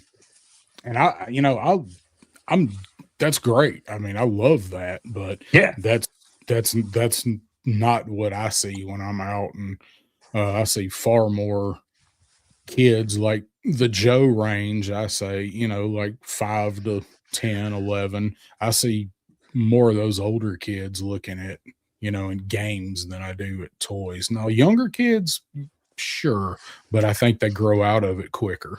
Like there's just too much more to do. All I see at my GameStop is the odd McFarlane fan looking for the clearances.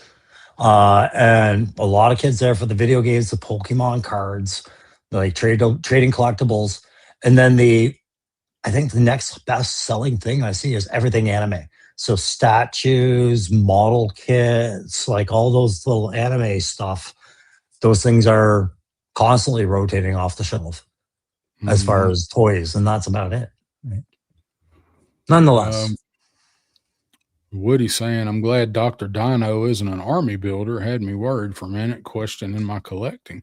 Well, he is. Is he, or is that just... If you put the other head on him, that's finally the one thing that I do like that they did with that. But we're kind of jumping ahead to what we're going to get into. But yeah, the heads for that guy. So let's see. Get through here. All right, I am going to go grab another coffee real quick. Okay, I'm going to show off Snake Eater and tell the guys about Snake Eater. Do you want full screen? Sure. All right, I'll be right back. Yeah. So I'm not there. I am. I'm full screen. Okay, so it's not. Give me a minute, goddammit. It's not often I'm talking about my brain cannon at all. Like I used to mention brain cannon a little bit, shelf cannon, how I justify troops on shelves, things like this. And I've often wanted to create a Joe for Joe line using a kit bash and doing a bit of customization. And I've been watching a lot of this guy down here having the best time of his life, like Tony Figs often does, building his own characters out of existing parts and figures and whatnot, kit bashing and then customizing. And I separate the two because kit bashing is part swapping, customizing is adding something to it that wasn't organic to it from the beginning, and doing your thing, right? So I don't often make videos about them because a lot of mine don't work out, but I thought this guy kind of did. And it was inspired by a few things. One, it was inspired by those guys as I knock over my Cobra symbol again. Larry Hama coming up with 2 new characters for issue 325 for the Joe line. We also saw Sundown come out, brand new character for the Joe line. Seeing guy like Hasbro Customs make our Sundown range like the night of the comic coming out, and he had such fun doing that. I got inspired. So when I was looking at my M113 from Gridiron there down here, I was thinking about Vietnam era vehicles and things like that. And one of the ones that kept showing up was a riverboat. So I've made a riverboat and a guy for it called Snake Eater. And the fun I had was coming up with the brain cannon for him to tell you about, because I wanted to make the most traditional Canadian hard ass I could out of guys that I knew in the regiment and the real stories of soldiers. So this guy, Snake Eater, Buck Rose out of Wainwright, Alberta, he grew up on every infantry base in Canada, basically, because he grew up as a base brat. His dad was infantry. His dad's dad was infantry. His dad's brother was infantry. When his dad was killed overseas, his mother remarried. Guess what the husband did? Infantry. His mother cheated on that husband with, you know it, that infantry officer. You know, basically, this guy has had more father figures than he's had pairs of shoes, and everybody taught him something. So if you fast forward to, you know, times he did in the infantry himself, growing up in the infantry, eventually working to Joint Task Force, and then retiring and opening a bar in Thailand, I thought a riverboat was a cool little idea for him.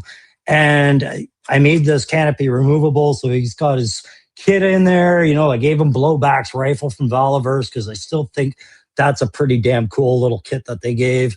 And I gave him a little compartment, and I gave him the backstory just to please. Actually, Dookie, that was for you, buddy, because I love how Dookie enjoys this hobby. I enjoy it similarly. Tony Figs, definitely big inspiration for us to do these sorts of things. But this is a Moana, Disney Moana boat I got at the thrift store for about $1.99. The engine I made out of leftover anime parts from some Gundam model that I never picked up before. I just started piecing things together like a Jenga puzzle and went, oh, okay, now it's starting to look like a mortar, little trolling mortar. And I just kind of loved that boat. I always wanted to do something with it. So I ripped the sail off it and the side spawn and added some strings. And there you go, guys. That's my G.I. Joe classified custom fig of a brand new character for my own shelf, Snake Eater. Darren, you back now? God damn it, he's not. No. Shit. There you go. Everything goes back together. Thought I'd share. Okay, you're back? Cool, because I want to leave screen in a minute. I am back, so Yeah, that's how I kill time. that's right.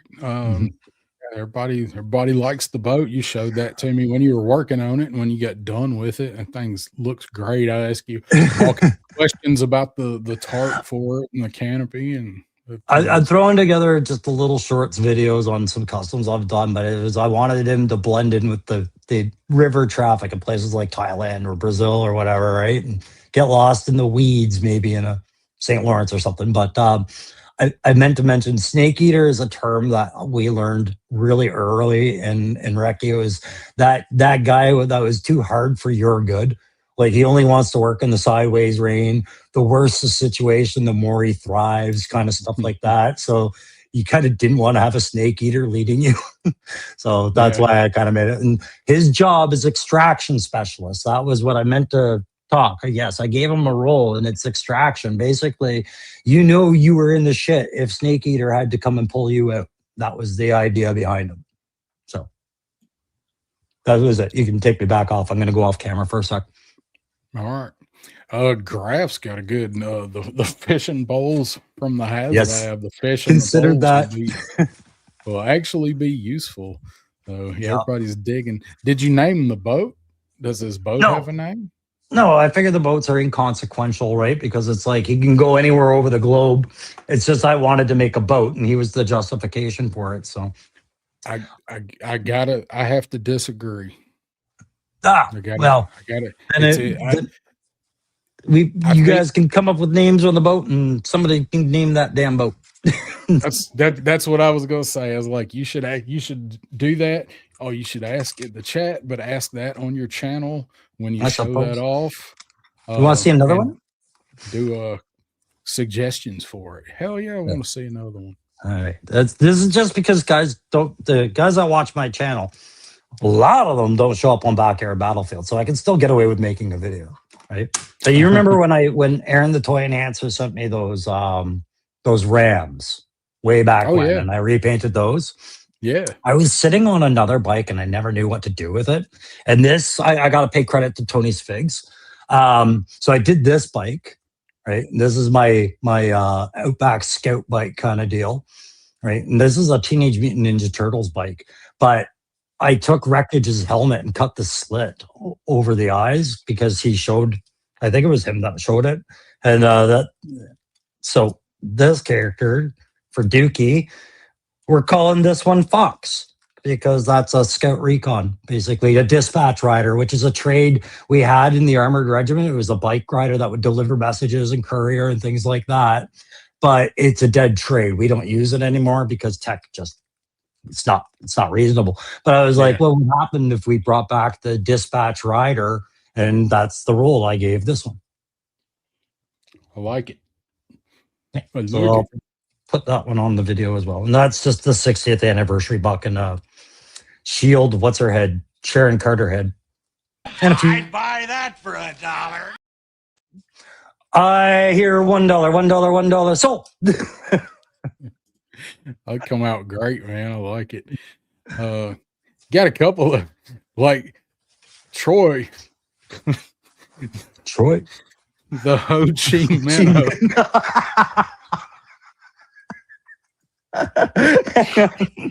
I should be writing some of that down. I gotta get a pen. That's correct. But the problem is because it's G.I. Joe, it's got to be an acronym, doesn't it? But oh my God, the Ho Chi Minh. I could make up an acronym off the top of my head for almost anything. I got to write that down. Ho Chi Minh. What do you write? Ho Chi Minh. Yeah. Ho Chi Minh. Who wrote that? That was Troy Blueford. I see you, Troy. I see you. And Lego Star Wars Kid says the Hanoi Express. Hanoi Express, yeah.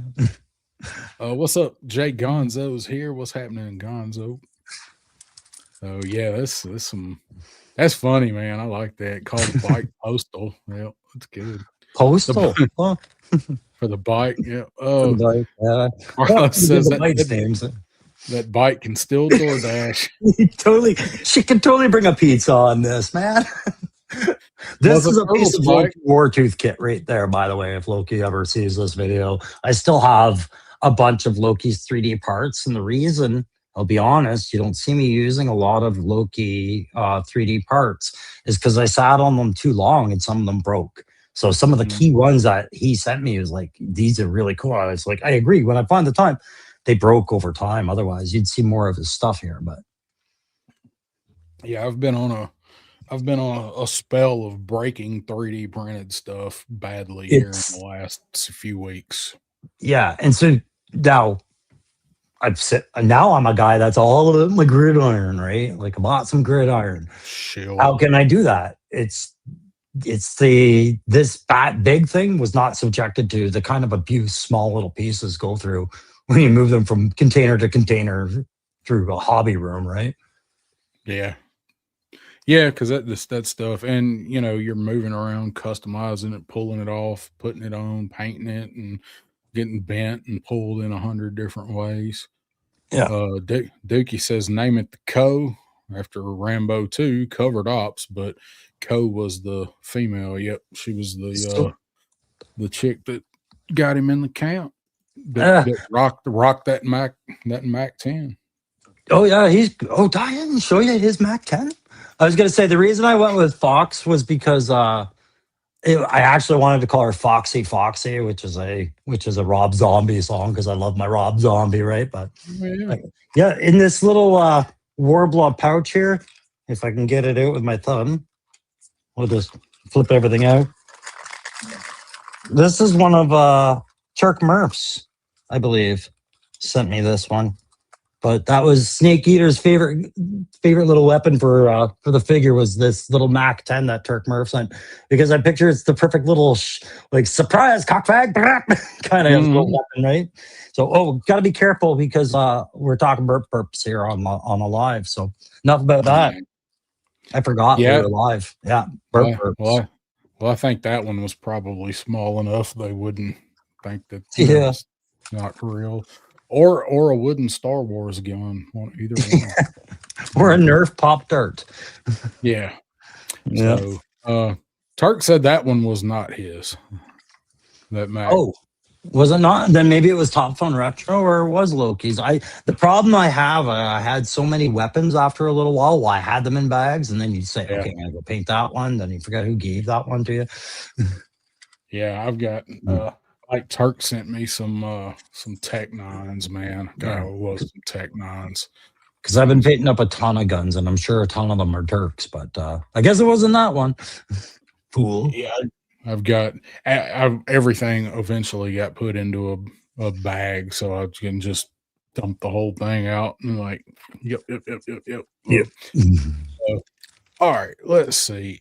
I want to get into looking at these Toy Fair renders, and we are going to what? Preliminaries time? Yeah, Okay. yeah. Time to do the subject thing. It is preliminary. It's time for the preliminary jeering on some of these. So let me go ahead and get this queued up over here. So we're going to do it a little differently when we look at the new in hand figures. But so preliminary. We're approaching this like lawyers, by the way. Very That's much right. like lawyers. A reminder. having to make a case for these guys. So for the first one, how do you want to do what we talked about for these guys for prosecution? And You got to put up a defense? slide. Put up a slide, and we'll just go. All right. I'll tell you what I wanted. Which is the preliminaries. We can pick, but on the actual judge, we have to do paper, rock, scissors.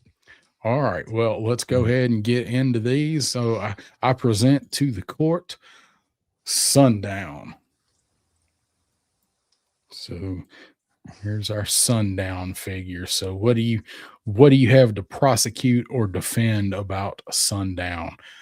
I'm going to advocate that I really like the Tomahawk and the 6-shooters. Oh, it sounds to me like you're on the defense of this particular subject. I have to take the prosecution then. Is that right? Yeah, if you want. All right. We could both be defense lawyers if you want. Chat, don't judge me. Goddamn DEI. All right, moving on.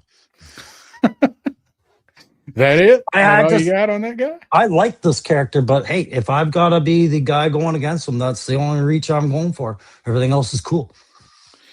Carlos says Nacho Libre's nemesis. So we got Sundown the DEI with the awesome Tomahawk and or hatchet and 2 6-shooters. So, sorry, I said I would approach this with a bit more grace and candid than that. Okay. The reason I say that, ladies and gentlemen of the jury, is because it is well-known fact that this line is not paid proper reflection of your Latino community within America. And therefore, you need a character to polarize that community. And this is what you will get. Does that make more sense? Fair enough. Well, I will counter by saying that G.I. Joe and the G.I. Joe line has always been diverse and well represented. And this is one more character to add in their expansive repertoire of ethnicities to help defend freedom against Cobra. Well said, good sir, but I think you will find that when the trial comes, the people will speak about this. Next, we've got a schedule. We do have a schedule. He used to be a car audio salesman. Holy shit. I can get you a good deal on Blopon. We got war chests full of secrets is in the house. War chest. I thought you just said war shits full of secrets. You said war chest, but it came out weird. I'm still trying to wrap myself up in the voices here. So war chest full of leaks. Let's see. And Lenny mentioned Headman. We'll see. We'll get to all that eventually. Yeah, he is hunting Headman has his brother. Yes. So all right. So next for jeers, for the preliminary jeering, we are going to look at the Cobra Hydro Viper. Okay. How do you feel about this? Do you want to go on the Defense or the prosecution on this one? I'm gonna prosecute this guy because I don't understand how he is supposed to swim with only one webbed hand and chicken feet. There's no way this guy can be a functional, accurate diver with those chicken fins, and he doesn't even have two webbed hands. Ladies and gentlemen of the court, what my associate has just described as textbook discrimination against this man's bodily features. I don't think we as a society can any longer or can ill afford this kind of mentality. This poor soul has been subjected to a lot of scrutiny already and presented in poor packaging enough. Let's give him a chance. I You would racist say son of a bitch. I would say that it is not a matter of the lack of the hand. It is the fact that he cannot do the job he has been assigned to with that lack of the hand.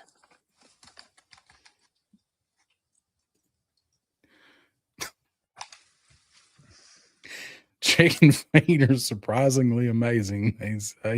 He just swims in circles. He just goes around in circles. Down with this mutant. We only need eels. Hydro vipers stink. If I told you that before he was a hydro viper, this man gave his life in 9/11, what would you say then? I have nothing for this guy. I really don't. I hate this character. But I have to defend him. It's my job. All right, let's move on. Good. Now, how about Professor Rotclaw and the Dino Nachos? We talked about this guy a little while ago. Okay. I'm going to defend again. All right. Go ahead. I was going to say, I will like to appeal to the court's better judgment that this guy actually has no place in Cobra. There's no place for dinosaurs in Cobra, as they are too hard to control and too obscure to feed and keep, that they should not be allowed in the Cobra Army. And therefore, I recommend that this guy and this dinosaur be banished from a classified line. Okay, ladies and gentlemen, I'm sorry, but that kind of rhetoric is what has held Cobra back for decades in this battle with Joe. One of the biggest issues going on with Cobra right now is a lack of funding support and proper allocation of those funds. It's terrorism and black market at its worst right now. Medical care in the Cobra Army right now is at an all-time low. Several disabled benefit packages had to be given out during Operation Blackout to Cobra to sustain their families. Right now, they are in a medical crisis. So researching new medical aids such as DNA, cloning, things like that had to happen. And yet my associate would shut down such scientists and call them blasphemy, wherein a modernist might call them cutting edge new ways to sustain a military. I would also think that you have a bit of ageism going on, and that you are looking at this man, dinosaur, and associating the man's age as being obsolete, and that is not accurate. Well, clearly that dinosaur is not very old, and this man has clearly altered his appearance to have this look. And the medical care that you just spoke of should indeed be brought up to speed and revamped there, and they should definitely spend more of their money that they're researching on foolish attempts at more creatures to fight G.I. Joe, and invest in seat belts for more of their vehicles. I'm sorry. All I heard is you telling me why Cobra should be denied a doctor. Joe has a doctor. The only other doctor in Cobra is Dr. Mindbender, and we've seen what he's been able to produce so far. He's overworked. He is overworked, but he has produced a viable leader to help lead the organization into the next century. All right. Well, this is a preliminary. We'll let the courts decide. Moving on. All right. The next case we have before us is Airtight. So Go ahead. Go ahead. No, I picked last time, so you can tell me what you want. I was going to argue on behalf of Mr. Airtight here. Serves a valuable purpose on G.I. Joe and today's battlefield full of chemical warfare, all kinds of diabolical plots all over the world. Serves a very valuable role. And I argue that he does not need a big fancy rifle. His weapon is his mind and his ability to neutralize hostile environments so other Joes can succeed.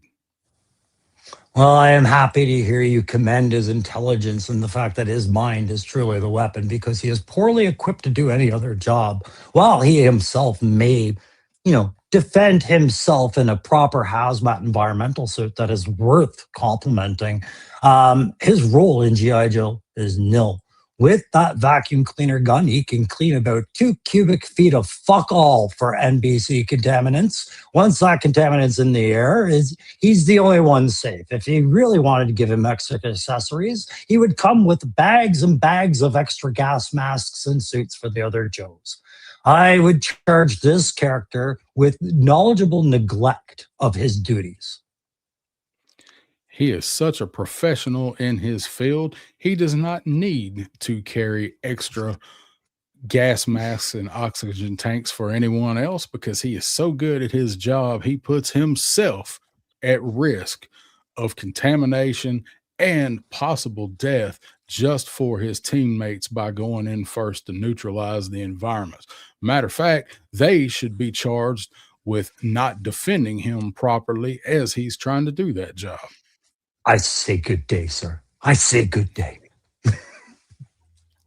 Airtight's Widow Peak, bring him back to Lexi. He's got Joe Michael Fan, Ironside. Joe Fan 84 is in the house. What's going on, Joe Fan? We're just having a piss on some of the new figures, guys. All right, next.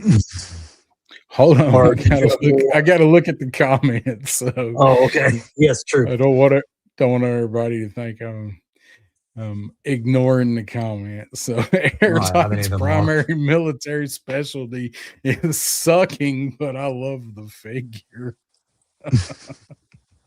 You're not wrong. You're not wrong. Yeah. So I was at, where was I? I was at I think it was a drugstore, some small hole in the wall drugstore the other day. I had to pick something up. And I saw a woman with a vacuum cleaner on her back. Like the company that employed her gave her the harness and she had a backpack vacuum cleaner. And I was instantly like, that's fucking Airtight. She's goddamn Airtight right now.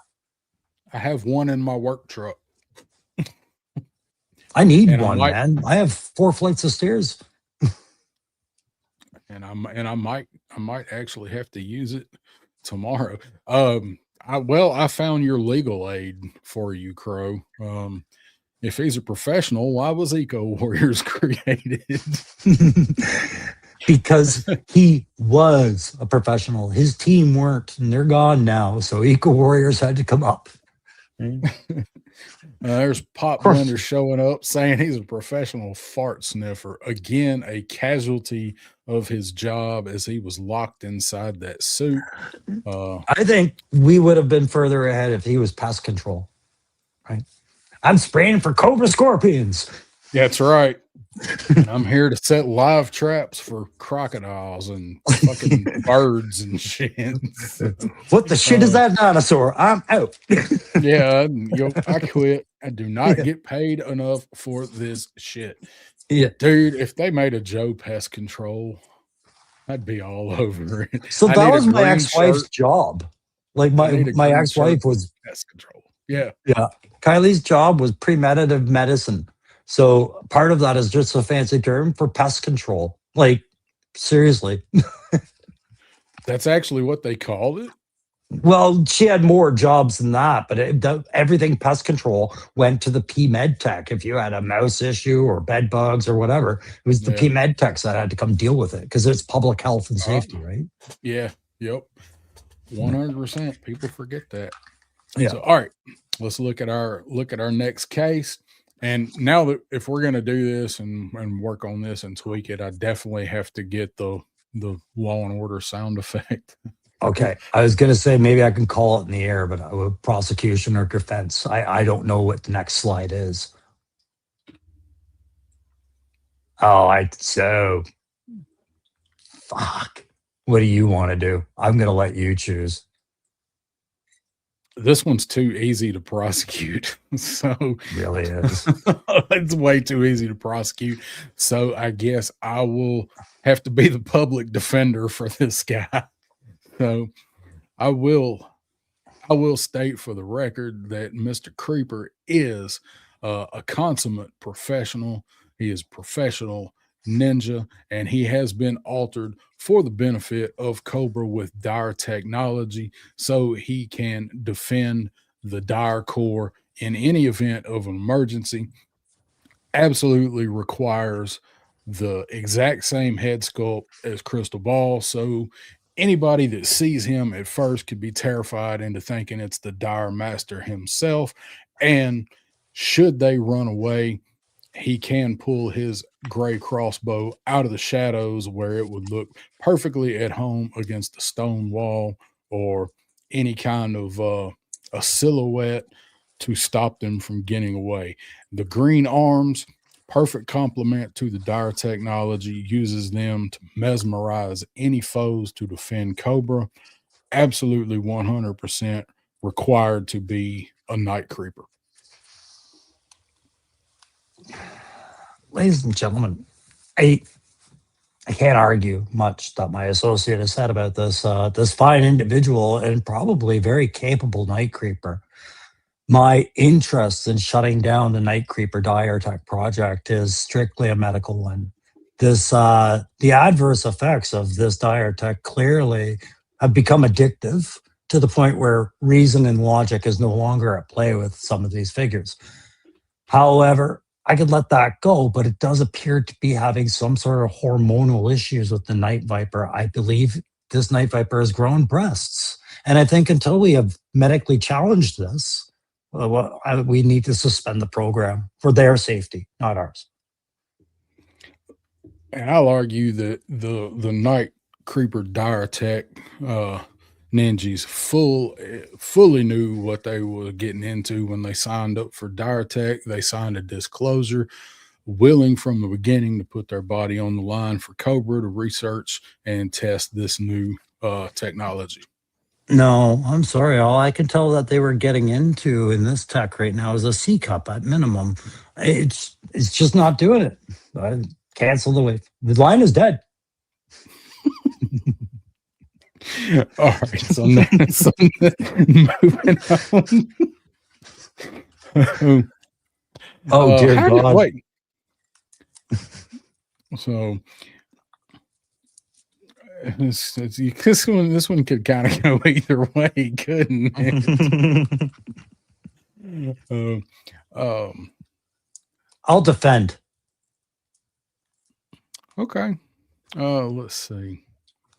Would you like to no, I guess I need to start on prosecuting. So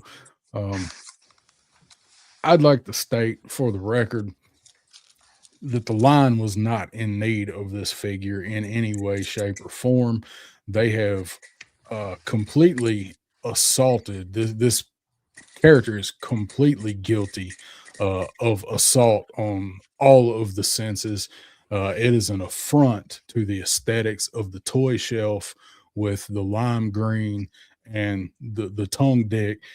This is an affront to anything that is decent for a toy collecting shelf. This is a figure we did not need in the line at all. They did not even bother enough with this figure to give him any decent accessories. Only thing that this figure has going for him is a head sculpt, and I move to strike this figure from all of G.I. Joe.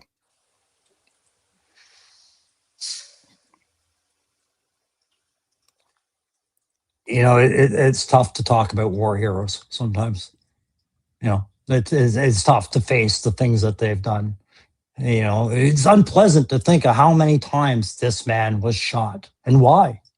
Because he was allegedly the man who murdered a bunch of GI Joes.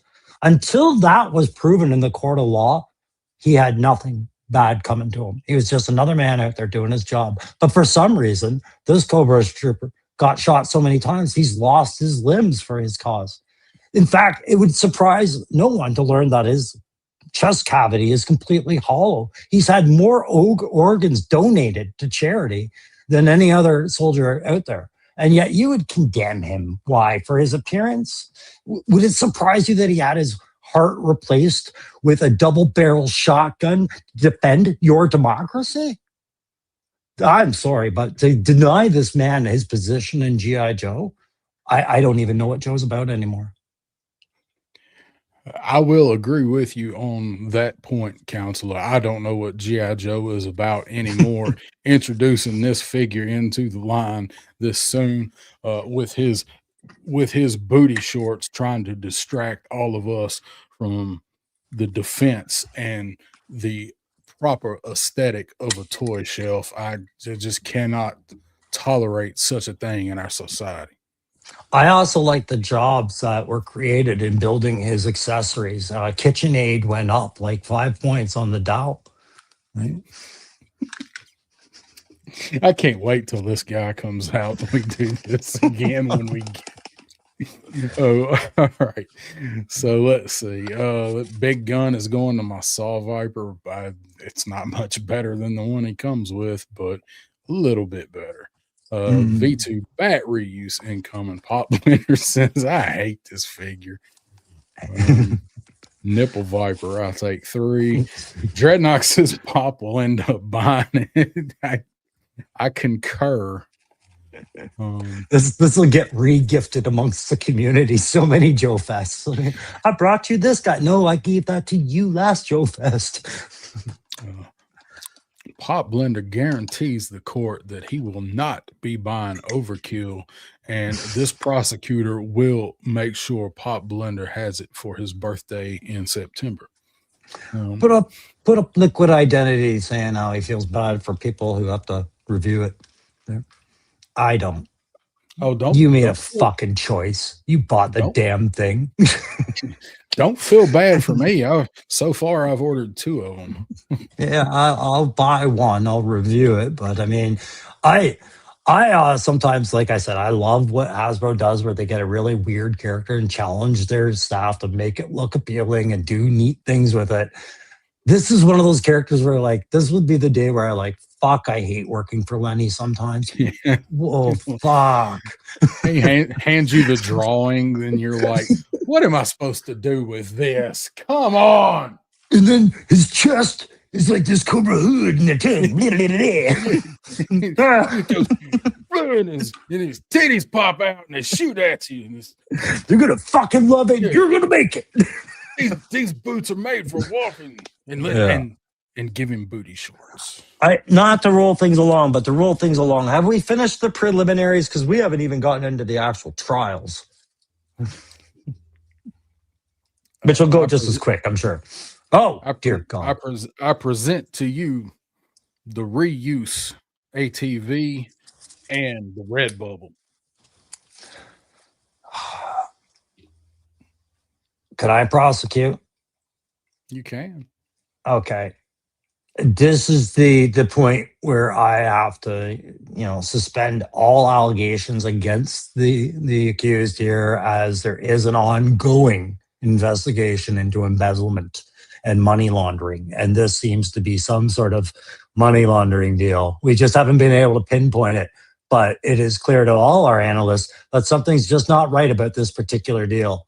And we're going to look deeper into it. You're innocent until proven guilty, but sometimes it's pretty clear where we're going. I would say that this is a perfect stretching of the budget and a very good way to revitalize equipment that we already have in the line. And the most popular figure in all of G.I. Joe, the most popular character in G.I. Joe, how can you not want another Snake Eyes in your collection in green pants and matching green goggles? It's a very nice aesthetic that comes with this Snake Eyes that was only seen once in 1982 on a puffy sticker. Everybody will be wanting this, and it is a perfect way to stretch resources out into something appealing for all. You know, I said I wasn't going to push this as the investigation continues, but you had to say something about the origins of this particular Snake Eyes and the demand upon which. That sticker was a misrepresentation of that character at that time. And this is a misrepresentation of that misrepresentation. We are now making figures of mistakes built upon further mistakes. Not secure in this. No voter should be. So I will suspend more disbelief and allow the courts to run their process on this epic and tell you already, I suspect that there will be many, many upset fans when these things hit the shelf and they see the price associated with them. Well, we will just have to see, but I will stipulate that while the price may be extreme, G.I. Joe fans will pay anything to get another Snake Eyes and another Viper and another color. Oh my God, you're selling that lie so well. They trained you well. I'm with Faceless Janitor. I see his comments up there. I'm like, yes. What's up, Izzy Treffy? Price on this thing? I mean, if it's 110, it's going to be a deal. That will be, because we just finished saying what's the new price point for Zanya and the Swamp Skiers? $60. So times that by 2, you're looking at $120. Yep. If I think 120, but they may drop it down just to be like, oh, see what we did there? We saved you $10. We'll take the loss on this one, guys. And then 1,000 layoffs at Christmas. Yeah, that's right. That's what I'm calling this set. The Christmas package. The Christmas sale. Yeah. The Christmas 2-pack. Whose job was the ferret? You're out of here. You're off the let's see. Let's see the comments here. Yeah, the pins, man. The pins on Snake Eyes. Everybody's like, why in the fuck does he have pins? So I question, the one thing that is drawing me going, okay, but if I found it on a clearance sale or I got a good enough deal or worked a trade out for it, what would make me happy about this set, right? I've already got a couple Tiger Force ATVs. I don't need more. And the Flight Pod's fine, but this is a different colored one. You know, I'm not troop building it. It's for the 788. This makes the 788 feel like the new dumping ground of ideas we don't know what the fuck we want to do with it. Yeah, and for people that love the 788, because there's plenty of them. Great, but I would have rather seen another 788 set somehow and then do the Snake Eyes with a G.I. Joe set to battle that set. Or if we're doing a sub team, the 788, then where's this ferret fit in for Joe? It looks like a pretty standard ferret. It's not sub team. Maybe if we had painted that up for the Mad Marauders or the Renegades, maybe that would have been some symmetry and balance in the purpose. Yeah. But really, and I like the 788. I just don't like it being a random dartboard they're just going to throw shit at and not look, right? And this is what that feels like to me with that Flight Pod. Cool looking Flight Pod, but it's reuse that is worse. And I agree. I think if they're going to do that, they should have definitely Marauders. They should have done this as some kind of Joe subset, Night Force, something to put it with the 788, because Dreadnought saying he might buy it. It's a 2-pack, like it's a set with both of them in it, 2 figures and 2 vehicles. So maybe, I mean, they didn't say it's Night Force. I could see it being Night Force, but I mean, they didn't say that. They had to know this was going to be a gamble unless they had a price point plan, right? Because can you imagine, like, already hearing how unimpressed a lot of people are about this and knowing where do these things end up, right? All these Rosses and knowing what's invested into this, like, I feel like they knew that coming in, but what a gamble. Yeah, this is going straight to the Pulse sale. Nonetheless, I'm sure people will find redeeming things about it that will, somebody will focus on the right thing about this that makes other people buy it, even though they said they wouldn't. I could end up being one of them. I don't know. Yeah. So I don't know. I just don't. I mean, I think they both look fine. I actually like the Joe Ferret, but the green, whatever they're going to call it. But I don't need it. And yeah, it's the ATV, the Trouble Bubble, that Snake Eyes, and a 788 Viper is what's in it, Dre. And that's you said it right there. I like the Ferret. Sure, I like the Ferret, but if I don't like both vehicles, that's $120 Ferret. Yeah, and I think they both look okay, but I don't feel like I need either one of these with space such an issue. I don't need. Oh, the only other 2 versions of Snake Eyes I ever need are Unmasked and Vietnam. And I don't care at all about this Snake Eyes figure, personally. I mean, I'm not one of the guys that is going to hold Snake Eyes up as the pedestal character in Joe. He is the most iconic and recognizable G.I. Joe character.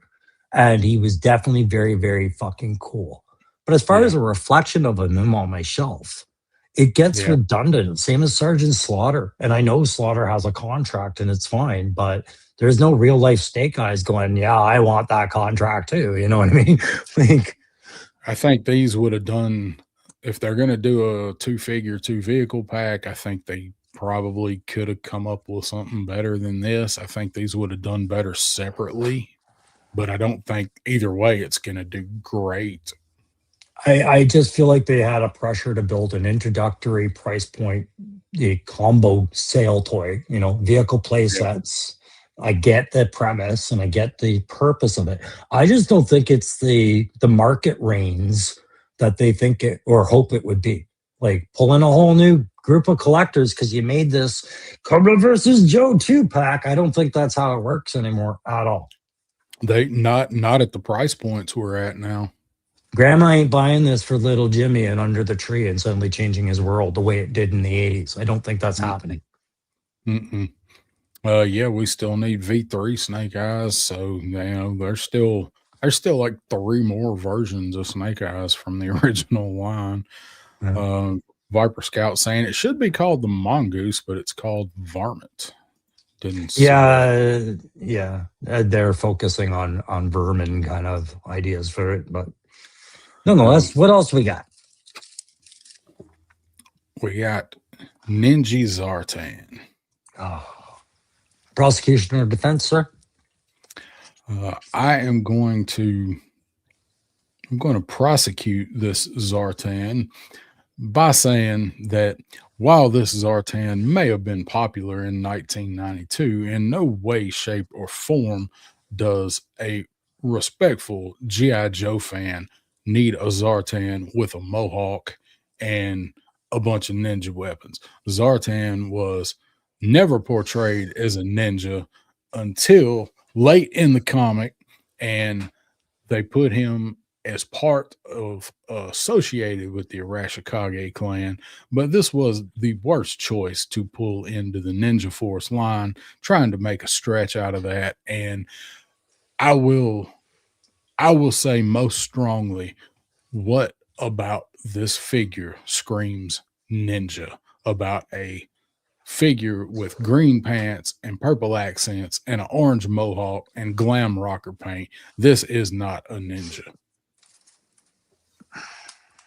Oh dear, what fell off of him? His monkey paw. Oh, I'm sorry. Are you finished slamming our innocent Mr. Tan? Is it Zar? I Zartan? am.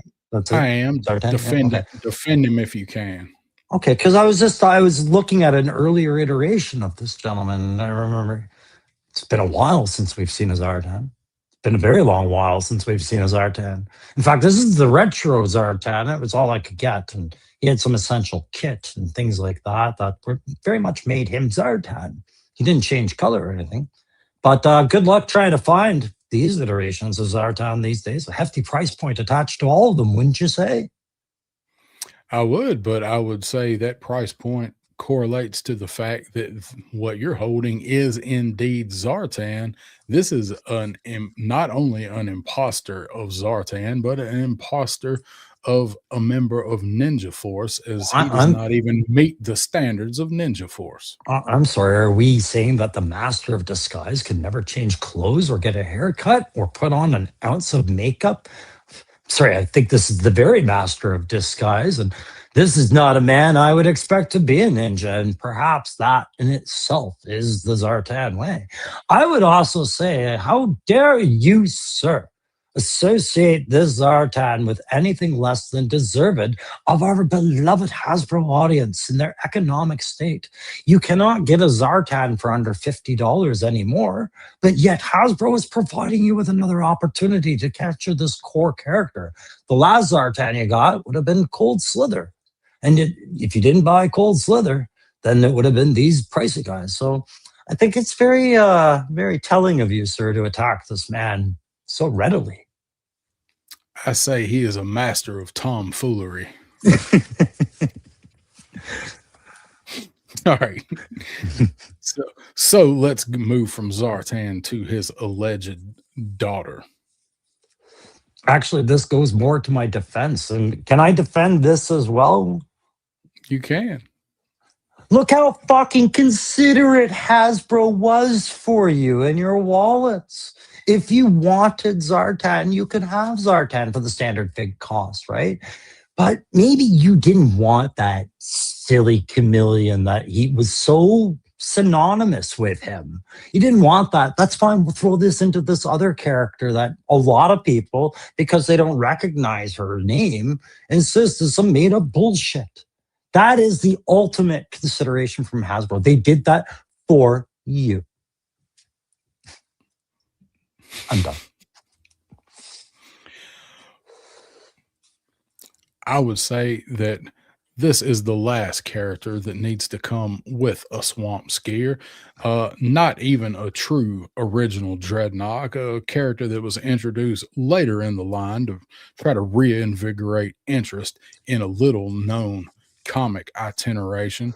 And I think it is a travesty that we have to buy this unknown character to be able to get a swamp skier. The aforementioned Zartan with the mohawk that is not a ninja, sir. By no shape or form should have at least come with this swamp skier. This is a travesty to the G.I. Joe Dreadnought shelf.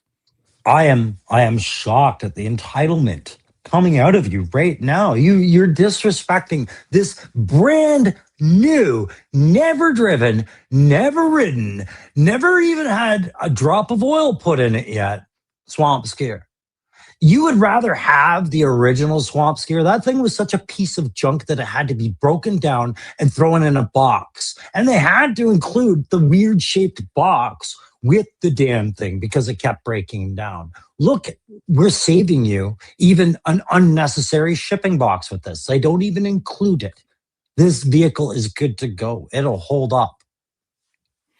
I would say that this new swamp skier design is unproven, comes with modifications that nobody asked for just to drive the price point up, when all we wanted was just a simple A to B to freeing Cobra Commander from Blackwater prison vehicle, practical, that the Dreadnoughts could customize on their own. This probably comes with subscriptions. You probably have to pay a monthly subscription to get the handlebars to move back and forth or the front skis to turn. It doesn't even change color.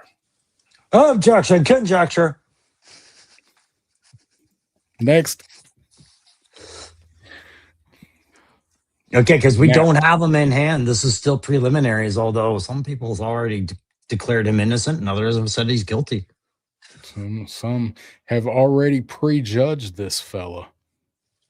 I would love to go on the prosecution. All right.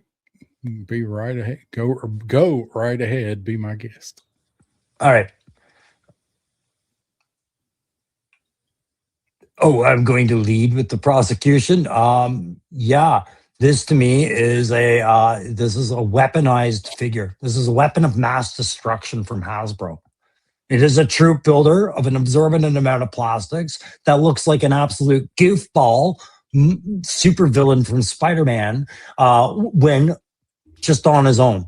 You actually need 2 of these to express the point. So rather than release them in a 2-pack like a vehicle, they decided to charge you the deluxe price for this very versatile bug.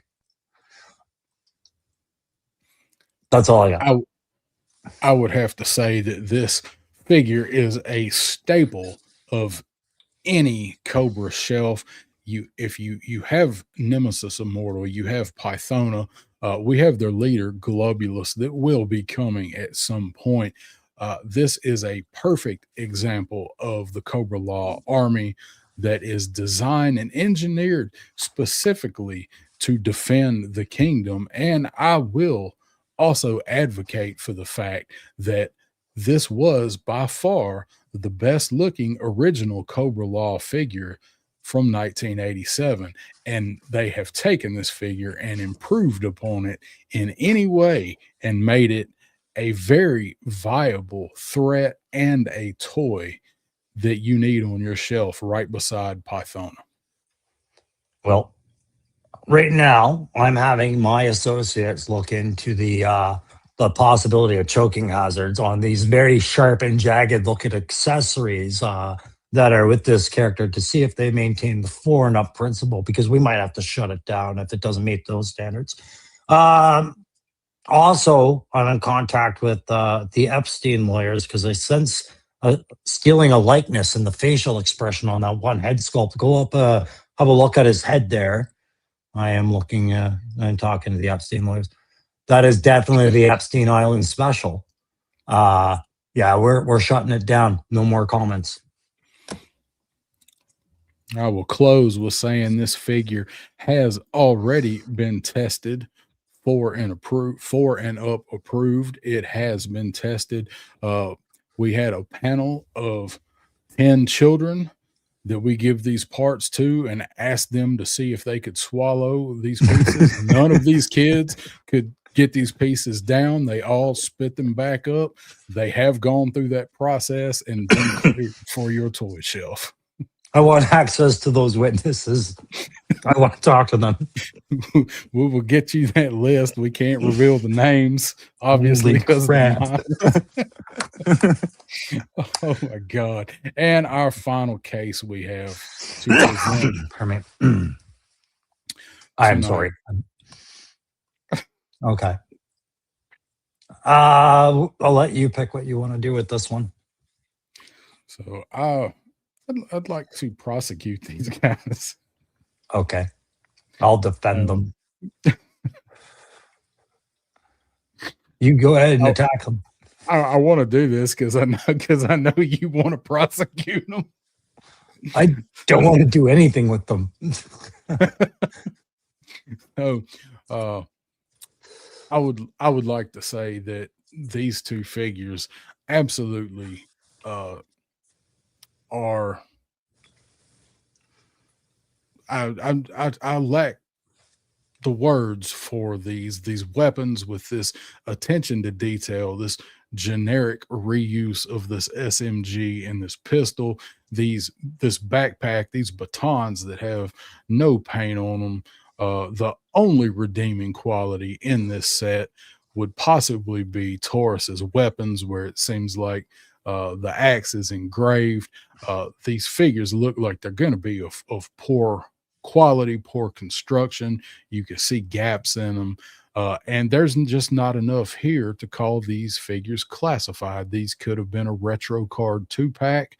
And who asked for football? I think that is just milking the concept for extra money. The football probably cost an extra 39 cents of this 2-pack. So I moved to strike these figures from line. We only wanted Mercer.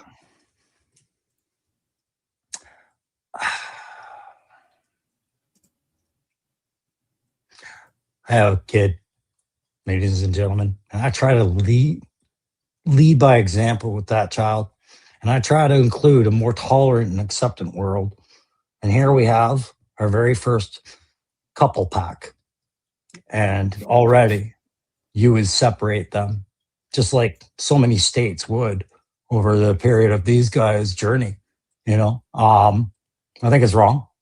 I think they've been through enough. It's clear that they're discriminated against in the way that they're issued kit that makes absolutely no sense in some cases. And then clearly obsolete kit in others, a kit that's even detrimental. One of them is being sent into battle and expected to punt at the enemy. A football is not a weapon. And I think so long as we're going to keep discriminating against these people, Hasbro is going to have a hard time in the courts as the days follow. And people like you persecuting this beautiful couple. I don't understand it. The status of their relationship is not in question. It is the status of their viability and likability and popularity as figures and characters. Oh, you would like us to take the status of their relationship out of it, wouldn't you? Then we wouldn't see them for the heroes they are to this community. I've got nothing. I honestly, Taurus and Red Dog are characters I never had as a kid. I didn't care for the Mercer Renegades. I was out of it by that point. And these characters do nothing for me. I neither like them nor dislike them. I look at the kit and go, they're only holding two things. That's a lot of stuff in a bag.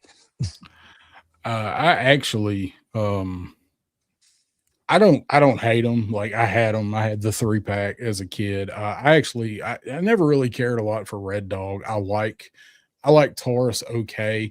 I really think the stuff they come with is okay. I mean, I figure Red Dog's stuff's probably supposed to be like made out of wood. He's Islander, which I didn't realize till somebody told me last week that he's a Pacific Islander. So, I mean, it's fine. I don't know that I'm going to spend $60 on it. I will probably play clearance chicken with this one, but I do want them. I want to address G.I. Jetman's comment because I love it, right? Love this 2-bed. Love the Renegades. Okay, you do you, right? What the fuck is a goddamn fan channel? I have screamed that so many fucking times and I don't think I've ever gotten a straight answer. What is the fan channel when we talk about that in the context of it?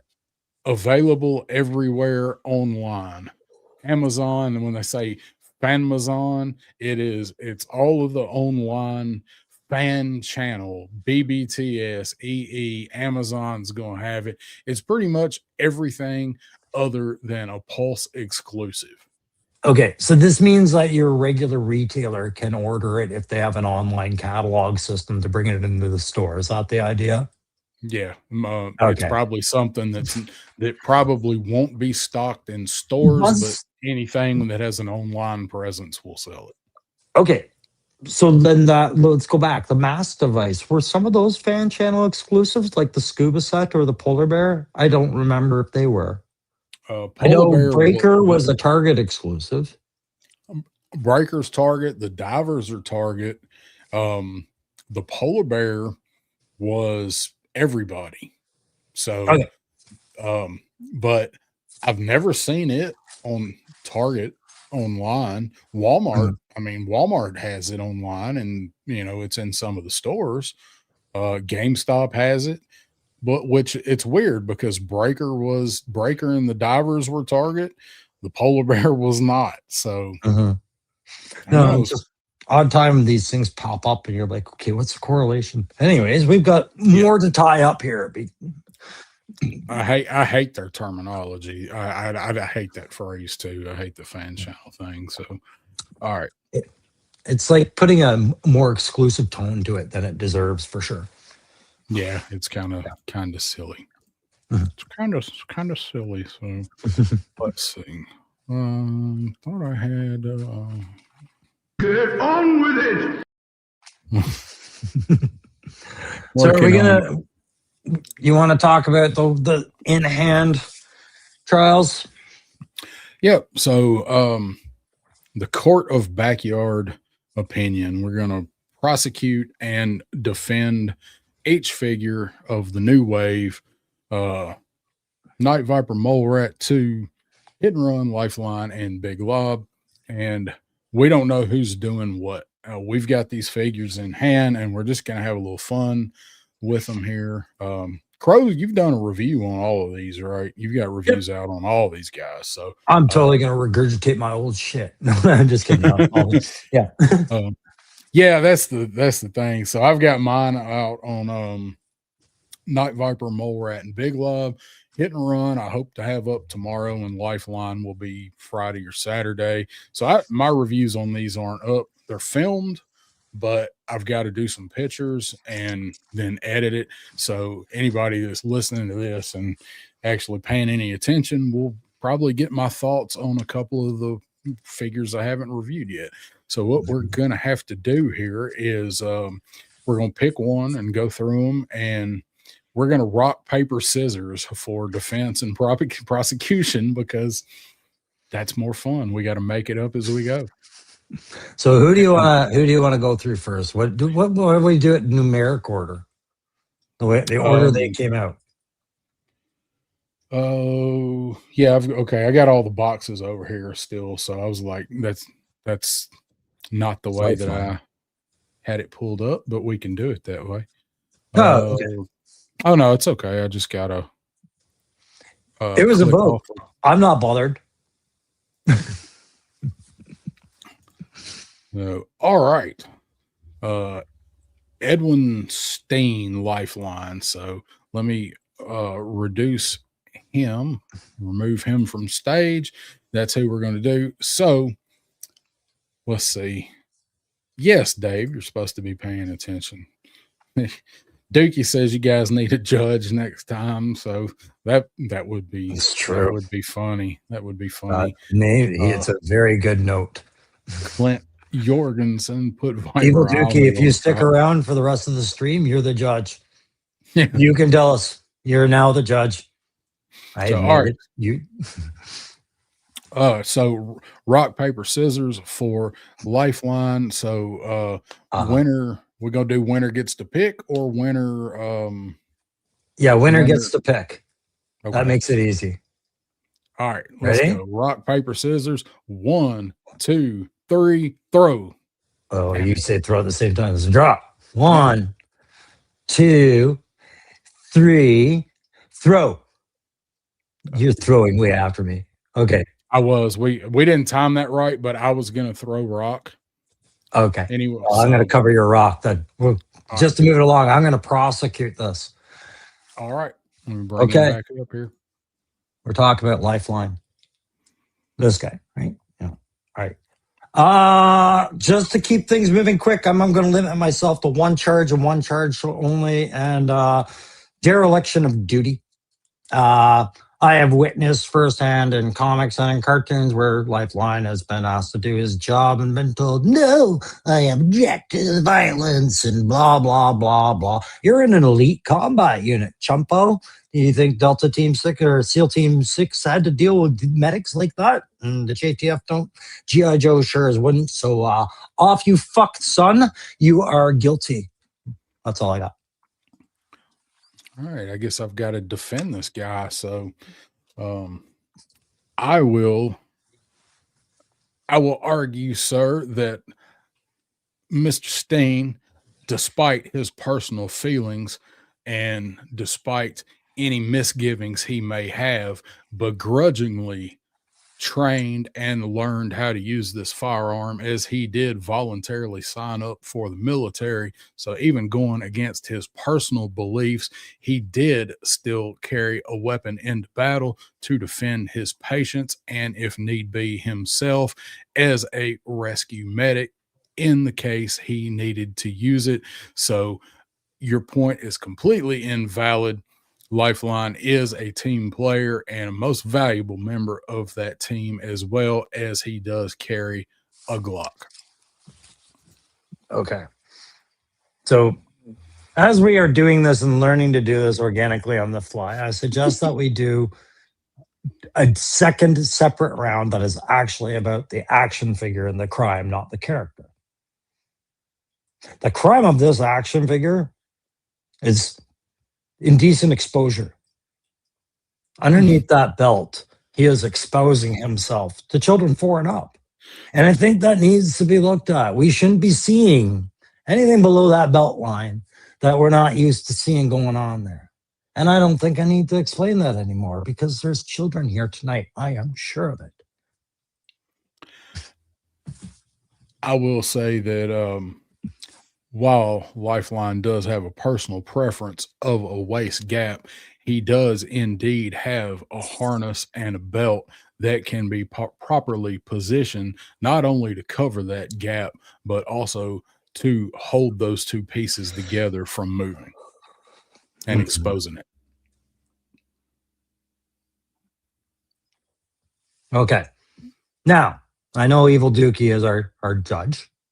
I suggest we give him one more reason each for what's going on. Now, I'm going to keep in mind about the kit, but the figure. You want to part with $29.99 or whatever you Americans pay for this? Let me talk to you about the dangers of poorly labeled kit. Low light conditions, oxygen and fire, things like this. If you were to open up Low Light's briefcase right now, I can guarantee you he didn't label anything. Everything is jet black in there, and there might be a combustion problem if any other person needed to use Low Light's kit because he himself was injured and needed his life saving. He is a liability because of that kit. I'm done. I'm trying to think of a good argument for that, because you make a pretty good point. I would just say that as any soldier is probably trained in basic life-saving ability and basic use of equipment, to make it as far as they would on the battlefield, they would know what some of his basic kit is and how to use it, as he does not seem to carry anything that is too advanced beyond basic battlefield life-saving things. You know, I think Lifeline's guilt will prove himself as more people read his file and go over the evidence. But I will close and I will concede it is pretty insightful of him as a combat medic to set the example for old Joes. He's got 2 tourniquets around his leg already. Both of his legs are ready to go. If they get blown off, he just cinches those straps up and he can fight on. He can just crawl. Yeah. Crawl with one hand and shoot his pistol that he doesn't want to carry with the other. Cinch those bad boys up, and he's already, that's why he's Lifeline, man. That's right. He's that committed to the bit. All right. Evil Dookie, if you're still here, are we ready for a verdict, Darren? I think we're ready for a verdict. Dookie says failure of his duties by not labeling his gear. I judge he's incompetent. So yeah. Yep, that's retraining. Hopefully we salvage the loss. The next Lifeline will come and maybe show up with a less cocky attitude on his face. I don't know. This one has a knot in his face. Not like that crazy legs chump, but yeah. So when my Lifeline review comes out, I will be paying some extra special attention to the face. So I like it. It's fine. I was just joking. Somebody else made a joke at the face. Yeah. It's not as bad as I thought it was going to be in person, but it's not the worst. But man, It's not great, but it does look Honestly, better in taking that hand. helmet off. Once that helmet's on, I ain't taking it off. Yep. They're tight. Yeah. Well, not only are they tight, but once you get the helmet on him and get the glasses on him, and then you remember what he looked like before you put it on him, you won't ever want to take it off anyway. Mhm. Oh, Eric says this dude is getting tortured. All right, so let's move on to one of my personal favorites, number 187. 187. On the motherfucking block. So, Night Viper. All right, so let's do some paper, rock, scissors. All right, we'll do 1, 2, 3, throw or drop, whatever. We're going to go to 3 and then do it. All right. Oh, So- sure thing. I'll use 2. No, just kidding. All right. 1, 2, 3, throw. Damn it. Okay. I'm gonna take the easy way out. Defense. All right. So Mr. Viper here, while being a valuable position in Cobra, I will propose that he could even possibly be a double agent, because there is not a sniper on the planet that's going to go out in shiny armor with a gold belt buckle and try to position himself on the battlefield. I would venture that he is trying to actually give his position away to clue G.I. Joe in to the Cobra troop movements and what is going on the other side of the battlefield.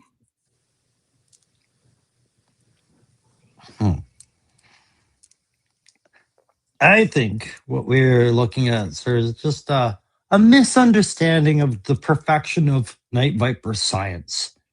What you see as shine is actually light absorbing soak tech.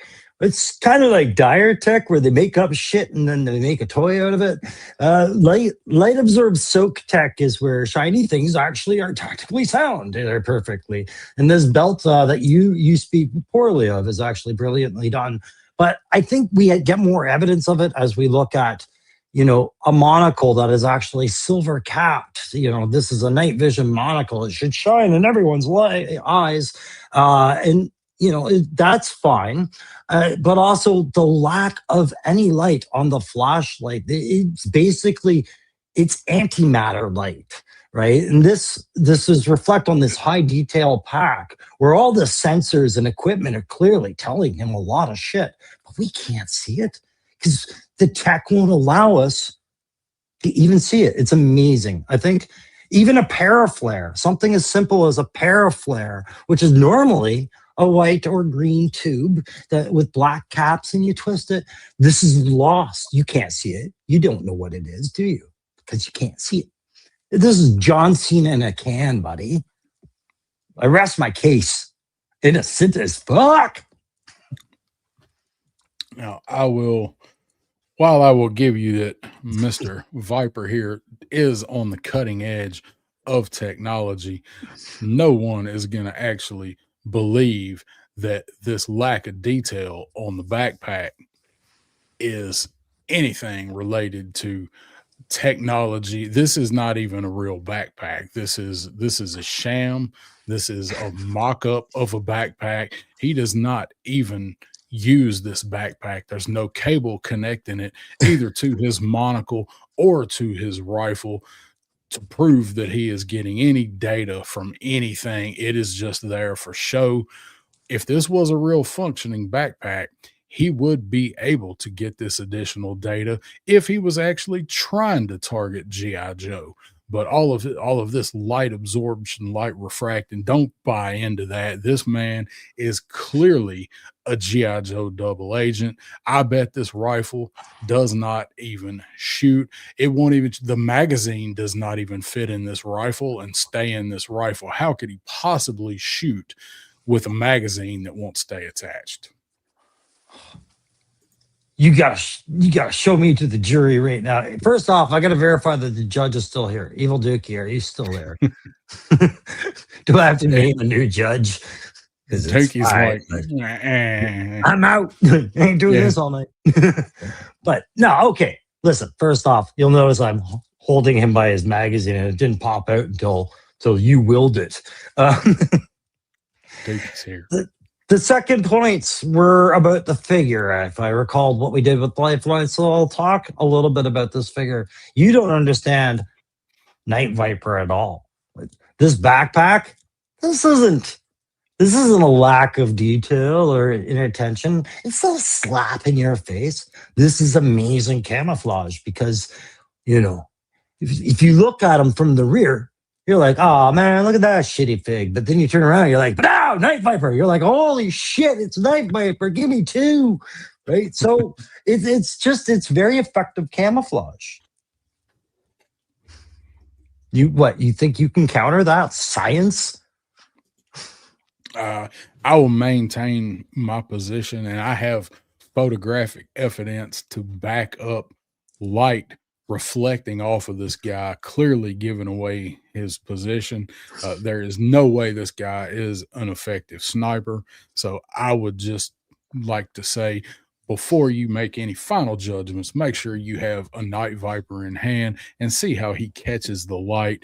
It does not matter the front, the back, either way, the figure is clearly meant to give G.I. Joe his position. I mean, it's undoubtable.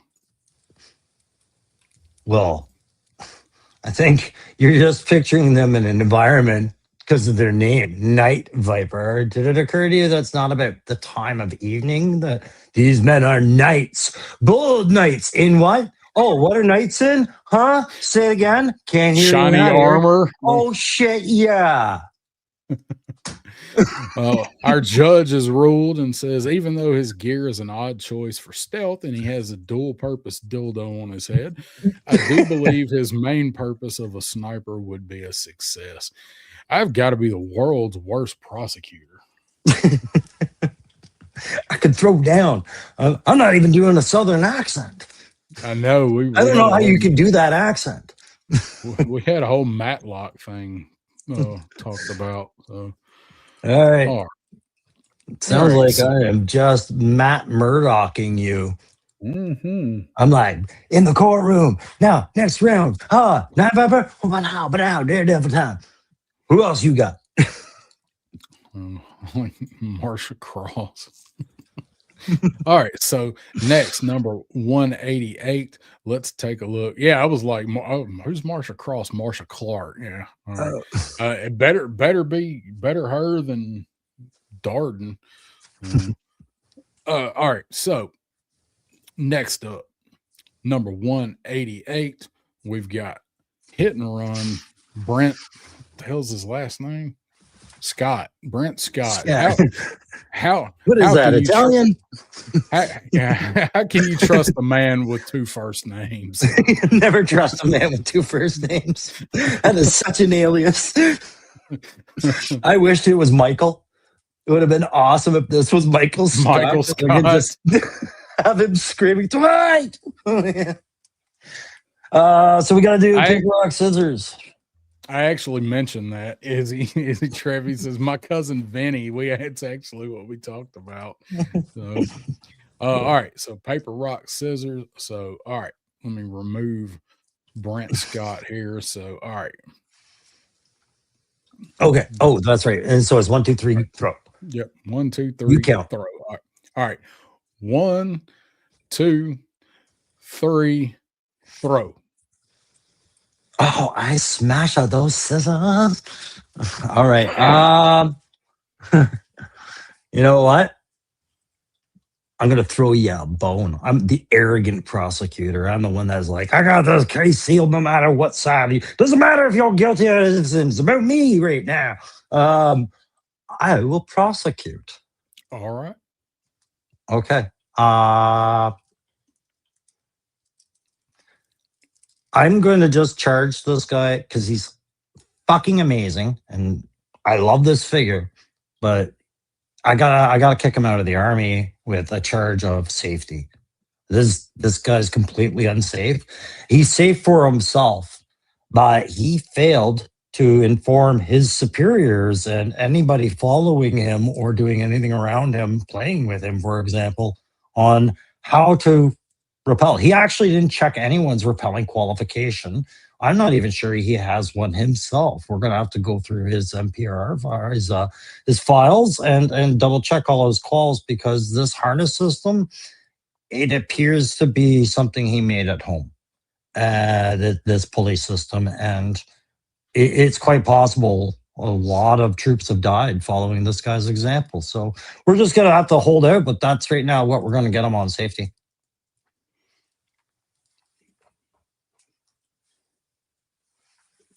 Quite possible, you say. Quite possible that other troops have died following his system. You've got no proof that any other troops have died using his rigging system. Is that correct?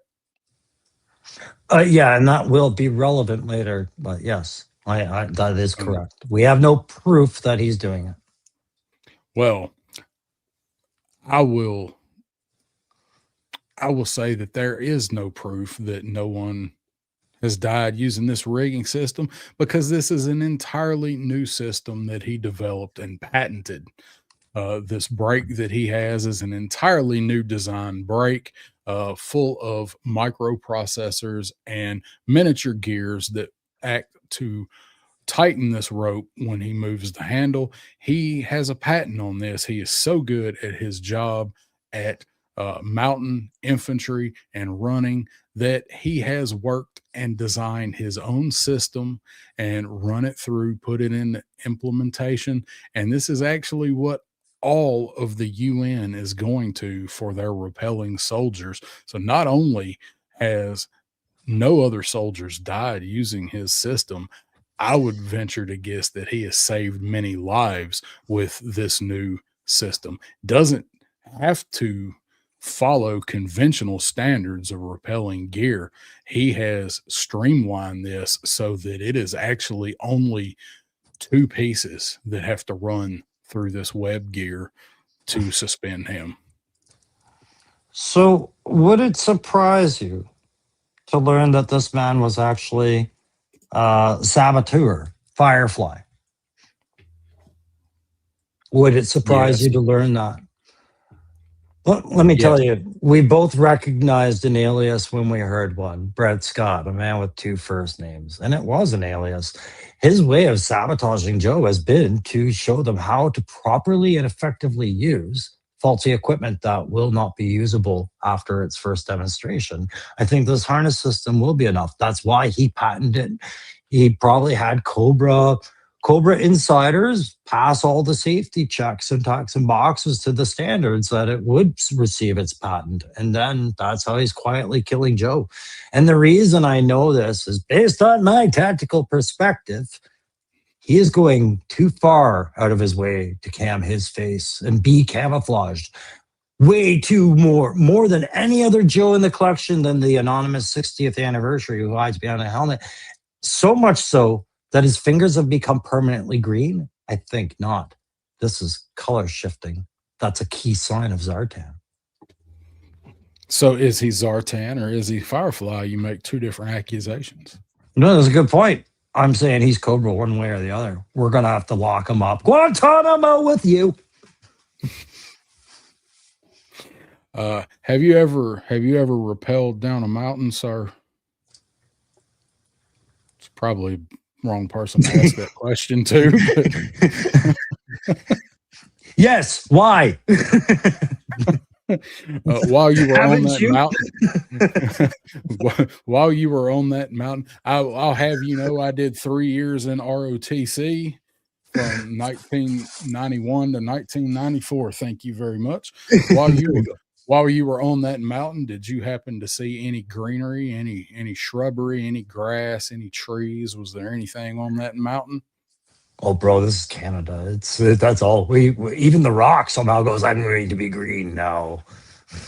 And you say he has too much camouflage trying to hide in amongst all of the greenery that you yourself just admitted that is all over the place. So Objection, Your Honor. He's trapping me. He's trapping me. there's no proof Leading questions. no proof whatsoever that in repeated use of camouflage face paint in order to accomplish his mission has indeed stained his hands green from all of the many missions he's completed using his own proprietary and completely safe gear. We need a judgment. Words astound me. You confound me. I need a judgment. I need a judge. I need a judge when he touched my head. What's up, Shockwave? Says Howell always liked hit and run. Yeah, he's good, man. He's a good one. I think a lot of people have really been looking forward to hit and run. So. Yeah, I love that figure. I said he was the best in the wave, and that was tough because Night Viper was pretty damn awesome. But I also am a big advocate that gear is perfectly good and functional. I just laughing at. And we need to make it fit in his hand differently, so they made it into the T-bar that he had as a 3.75 because the design worked. Let's see what Judge Dookie has to say. As a former drill sergeant and repeller, I understand the safety concerns. I lost this figure more times than I can count as a child because of his camo. On that note, I rule hit and run is fairly capable within his duties.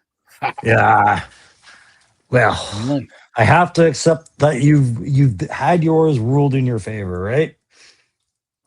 Moving on. 2-1. 1 and 2. Yeah, that's right. Because lawyers keep track of this shit, and then we go drink about it, and then do cocaine and whatever lawyers do. Fight the hand. Yeah, that's what they do. Play golden tea. All right, number 189 for your consideration. Bradley Big Lob Sanders. All right, paper, rock, scissors. Can we tie on this one? Can we let's unify the world and prosecute this poor man? We are still getting shut down after that. All right. Okay, count it. 1, 2, 3. Throw. Oh, I did it twice. I lost. Okay, you win. All right. Bam. So, what you wanna do? I'm gonna prosecute this guy. You're gonna prosecute him? I'm gonna prosecute this guy. Oh, you gotta be so careful. I don't have to be careful. I get to be woke as shit.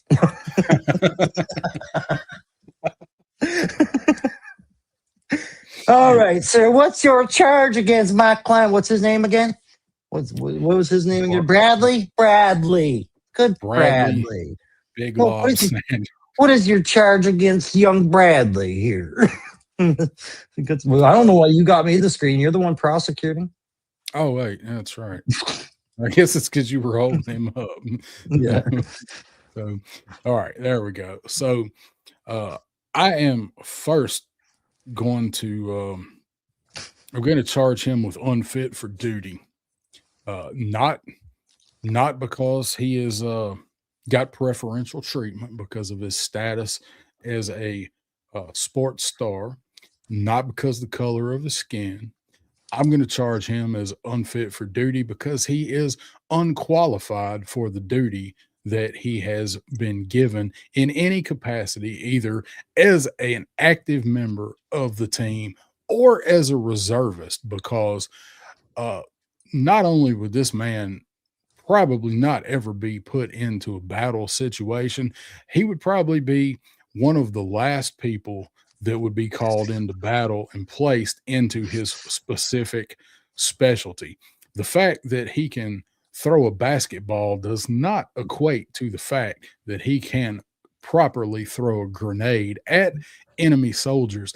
And as evidenced by his record, he has a very valid and storied history of faking injuries.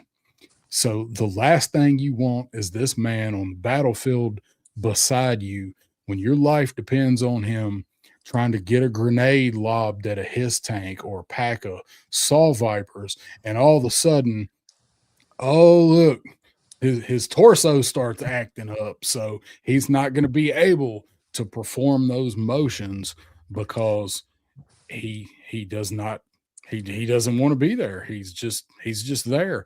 So because of his propensity for faking injuries like he's LeBron, and he's no LeBron James. This is no LeBron James, but due to his weak torso and his status of not really wanting to be there because he is an athlete. He's not a soldier. He is unfit for duty on the G.I. Joe team. There's just all there is to it. Fuck, didn't you tell me this wasn't LeBron James? What the fuck am I going to do now? I don't even know this. Oh, is it my turn? Okay, just finding out this isn't LeBron James. Okay, please. Would it surprise you to know that he is not a malingerer, faking injuries, as you suggested? His scoliosis is a real issue for him. It carved his spine, and he's taken so many hits in basketball that it's actually very fragile. Just this range of motion is agonizing for him. But yet he soldiers on. He chooses to commit to his country when he could be collecting an NBA disability pension, which, I'm sorry, is much better than any military pay, whatever. Let's get that hand down. Yes, he's still fighting that cocaine addiction, but it's there. He's got that supporting hand, which is just meant to help him shoot the basketball, right? And this goes to speak to why Joe needs him, because believe it or not, science dictates that the basketballs are the exact same as grenades in the way that they go and they fly after you pull something out of them, and then they explode, right? That's how basketball really is it? It's not how basketball. No, not at all. Okay. Oh, he's got the line. But no, the hand is useful for other signals, such as, like shh and nostril full. I think right now you're picking on a guy who really, it's a cheap shot. I'm sorry, I can't say much else about this because this is a fucking terribly fragile and amazingly unstable figure. You can tell this guy's given it all for his country. It's amazing that he's not actually coming with a wheelchair. Poor guy. Anyways, I'm done. Well, you just said right there, due to his injuries and all of the issues that he has, his addiction problems. Look how confused this man is when you put a gun in his hand. He doesn't know proper way to hold it. He's trying to hold this, doesn't even properly really fit in his hand. He can't even hold this weapon with two hands. So he is completely lost on the battlefield, and all of his previous injuries, there's much more deeper reserve on the bench that they would call up before they would call up Bradley with all of his issues. And as you said, his scoliosis and his inability to stand is also going to affect his effectiveness on the battlefield. You just said it yourself. Not only can he not even properly stand up, he's probably fucked up. I mean, he's probably high. So you don't want this guy beside you on the battlefield. Well, what I'm not trying to argue is, should he be on the battlefield? No, he's in no shape to be. I'm trying to convince you that his heart is what he is. He's G.I. Joe. G.I. Joe is heart. Here is a man who is talented enough to collect minimum wage in the NBA, being a mediocre basketball player, but a phenomenal grenade thrower. If anybody out there in the world understands, grenades are one of the hardest things in the world to throw. They're like a ball, but they're not a ball. And then yes, they blow up at the end, but it's not as easy as you think. It's exactly as easy as I think, but I don't think you think it's easy because you guys seem to think he needs a grenade launcher on top of being able to throw. And so I think right now what we're doing is we're choking on a perfectly fine starting lineup figure. And I don't know why you're even picking on starting lineup right now. Like, what did they even have to do with the discussion? It's a perfect starting lineup. Some people have proposed that's where the basketball come from. I do not subscribe to that theory. Well, every starting lineup should come with a basketball, right? And member of the jury, Graf, says he played on the team that went to entertain the North Korean supreme leader. Can't trust him on G.I. Joe. No. There you go. It's true, too, because if you look at his face, zoom in on face, not mine, his. If you think back to the cartoon, I don't even think that's the same guy. Doesn't even look like the original Big Lob. I think that one's still in a North Korean prison. It could be. They could have sent an imposter over here. I think we're ready for a ruling on this guy if Judge Dookie is present and ready to give a verdict, unless you have any closing thoughts on Mr. Cooper here. Don't tell us about the basketball sergeant that saved our lives. We all had one, but we got to move on from those guys. PEDs. Oh, you know what? We might have lost our judge. It's possible. It's possible. Crow's clearly making a 3-point argument on the court. That's clearly Firefly, a faceless janitor said. The first two were just slam dunks. Yeah, that's right. There's a slam dunk of a case right here is what this is. Yeah. This, I wanted so hard to like this guy, but oh my God, they really, this was another one of the ones that Lenny was like, hey, look, guys, we're gonna make him, don't put any thought into making him fit together. I don't hate the guy, but it's just one of those, I don't know. How do you hate the appearance of this guy but love Bazooka? You know what I mean? Like, it's kind of like splitting hairs at this point, the sports jersey military thing. But this guy's got a lot of civvy dress, and I do like what they've done with some of it. The rickety chest bugs me. His whole role on Joe bugs the shit out of me. But as far as a toy figure goes, I kind of like doing the dunk poses and things like that. Like, seriously, why the fuck do you need a grenade launcher if the entire reason you're on the team is because you can throw a grenade good? Right. Right. So was this a ruling in Bradley's favor? Well, we lost Evil Dookie, but I'm going to assume that we could ask Pop. No, Dookie says I put it in. He's still here. So, yeah, he's here. So I'm wondering if that's a ruling in Big Lob's favor. Oh, yeah, maybe.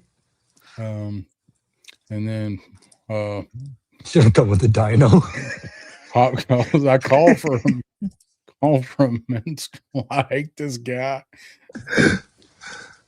I actually Graf. Sorry, I just saw Graf's comment at the very bottom there. It says you should come with a dino. I think that would have made this one of the strongest sets in G.I. Joe history if Big Lob came with a dinosaur out of fucking nowhere and just no reason or explanation. I'd be like, I need that. Why? Why do I need that? What if it was a smaller dinosaur and he lobs the dinosaur? Both would make sense. I mean, this guy playing, just jamming on a couple of raptors, taking it to the hoop, or swatting a ball out of the little T-Rex arms. I gotta change my mic. My headset just died. Med board for separation, he says. So I think Dookie is ruling against Big Lob. So okay, 2 for 2. 2 for 4. Oh my God. Joe, you gotta be, are we kidding here? Who's it coming down to? The Mole Trooper? He cares more about basketball than he does his team. Okay, so yeah, he's out. He is right out of there. Okay. And I will say what's up real quick to Chad Floor. Says show me if Tunnel Rat can hug and wrap around Big Lob like the cartoon. Nobody's shown me the size comparison, and Big Lob's hair is wrong. I did in my video. I did show the size comparison with him and Tunnel Rat. I did not try wrapping Tunnel Rat around him. I think you could do it, but good Lord, I have Tunnel Rat geared up, and it's so hard to get all of his shit to stay together on him and then get him to stand. I just didn't want to put myself through it trying to get the pose. I do want to. I think it can be done, but it's going to be a balancing act of wizardry to get both of them to stand like that. But I think you can do it. So what was it Evil Dookie brought up the point about his dedication to basketball, no go, whatever? Yeah, he cares more about basketball than his team. Oh yeah, because he's a reservist. That they totally wrote him up like you can come and go at will, pick your mission, all that. I remember that in the file card. It's kind of like, what the fuck? Yeah. Here's the thing that it reminds me of now that Evil Dookie brought it up. Before my first tour to Afghanistan, my troop, my RCO, he gave my troop such shit because a group of guys had got caught cheating on some sort of exercise test that we were doing in the field, and they got caught, early exposure to what the test questions were going to be and gotten a lot of shit. So, you come back from that like that exercise, you get formed up in the field, and here's your officer screaming about your professionalism and stuff like this. And all of us had to watch these guys get chewed out. And he's like, you'll never see me ever emulate anything so unprofessional. And not even an hour later, we had a mess tent that was showing the hockey game, and he comes running out like a lunatic in an Oilers jersey and in combat pants, like, he just finished telling 250 guys how unprofessional they were, right? Right. Dr. Jekyll and Mr. Hyde. So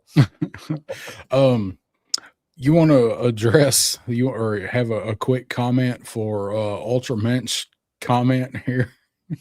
They should have named him Big Log roll toilet paper. Big Log.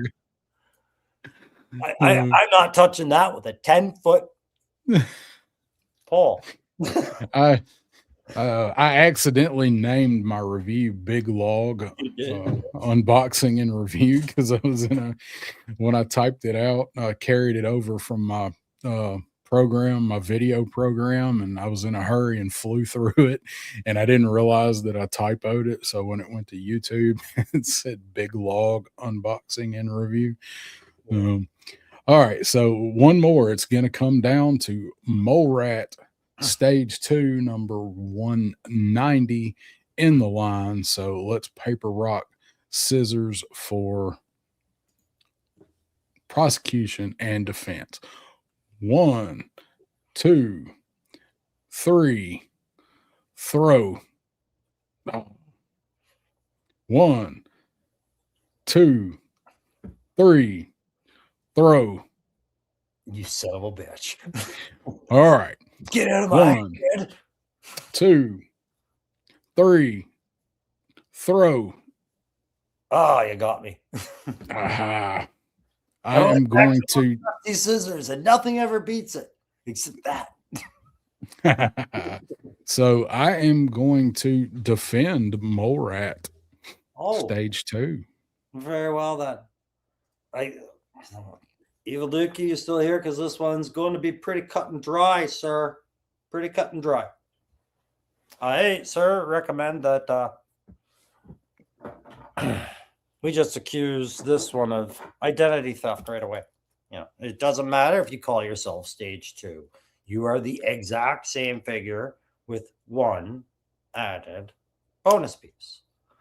You are a Happy Meal no matter what toy you come with, right? Doesn't matter how many colors we repaint you. So giving yourself a new identity, Stage 2, Stage 1, it doesn't matter. You're just a Mole Rat. So to call you a new figure is a misnomer. Right? We can say the head is new, but we can't say this figure is new. Just because you slapped a new paint on your pig doesn't make it the different pig. So that's my accusation. To say good night to GI Jetman is out of here. Thank you. Night, buddy. Jetman, appreciate you tuning in, man. All right, so let's see. Let me get me back up here. So not only is this a new figure, this is a superior figure to the original Mole Rat with these vibrant colors. Sure, he comes with some reused gear, but we just saw figures that are upcoming that come with reused gear. That is neither here nor there within the G.I. Joe line. But I will stipulate, if I can find it over here. I seem to be missing my evidence. Oh, Uh-oh. I suggest this case get thrown the fuck. Oh, nope. Here it is. Here it is. So here's the evidence. I will submit that this entirely newly tooled, new head sculpt will completely turn this into a brand new character and convince you that it is worthy of being in your collection. This is a staged tool to Mole Rat, further within the throes of his infection. Clearly different from the first Mole Rat. No identity theft. He's wearing an entirely different color suit, which puts him in an entirely different category of Mole Rat. He was clearly the first one in the mine shaft and has the most serious energon infection. So just the fact that he is carrying the gear of the original Mole Rat does not mean that he is stealing his identity. This is in fact an entirely different type of Mole Rat. Oh, okay. Ladies and gentlemen of the court, that was a lot of really good $5 words and fancy jargon. Give me full screen right now. Can you hear me okay? Because I'm not. Yeah, you're good. Oh, I'm sorry. Hey, look, it's me, Crow. It's Crow without a hat. Hang on. Sorry, I'm a brand new character now. Not good enough? Hang on. Look, I'm Superman. Now I'm Clark Kent. Why do you guys keep falling for this? This is your money being wasted on parlor tricks. Oh, now you see him. No, maybe there was no Mole Rat at all. It's good. You can take me off. I've made my point. Next, counselor, you're going to claim that this is Zartan. Can you say that it's not? Zartan is the master of disguise. You can clearly see that this is an entirely different head all the way down to the bone. Could not in any way be Zartan. He cannot go to the depths of showing his skull as part of an outfit. I will stand by the fact that this is an entirely separate character. You, sir, I think underestimate Zartan's perverted nature. I've heard he's shown that skull to quite a many.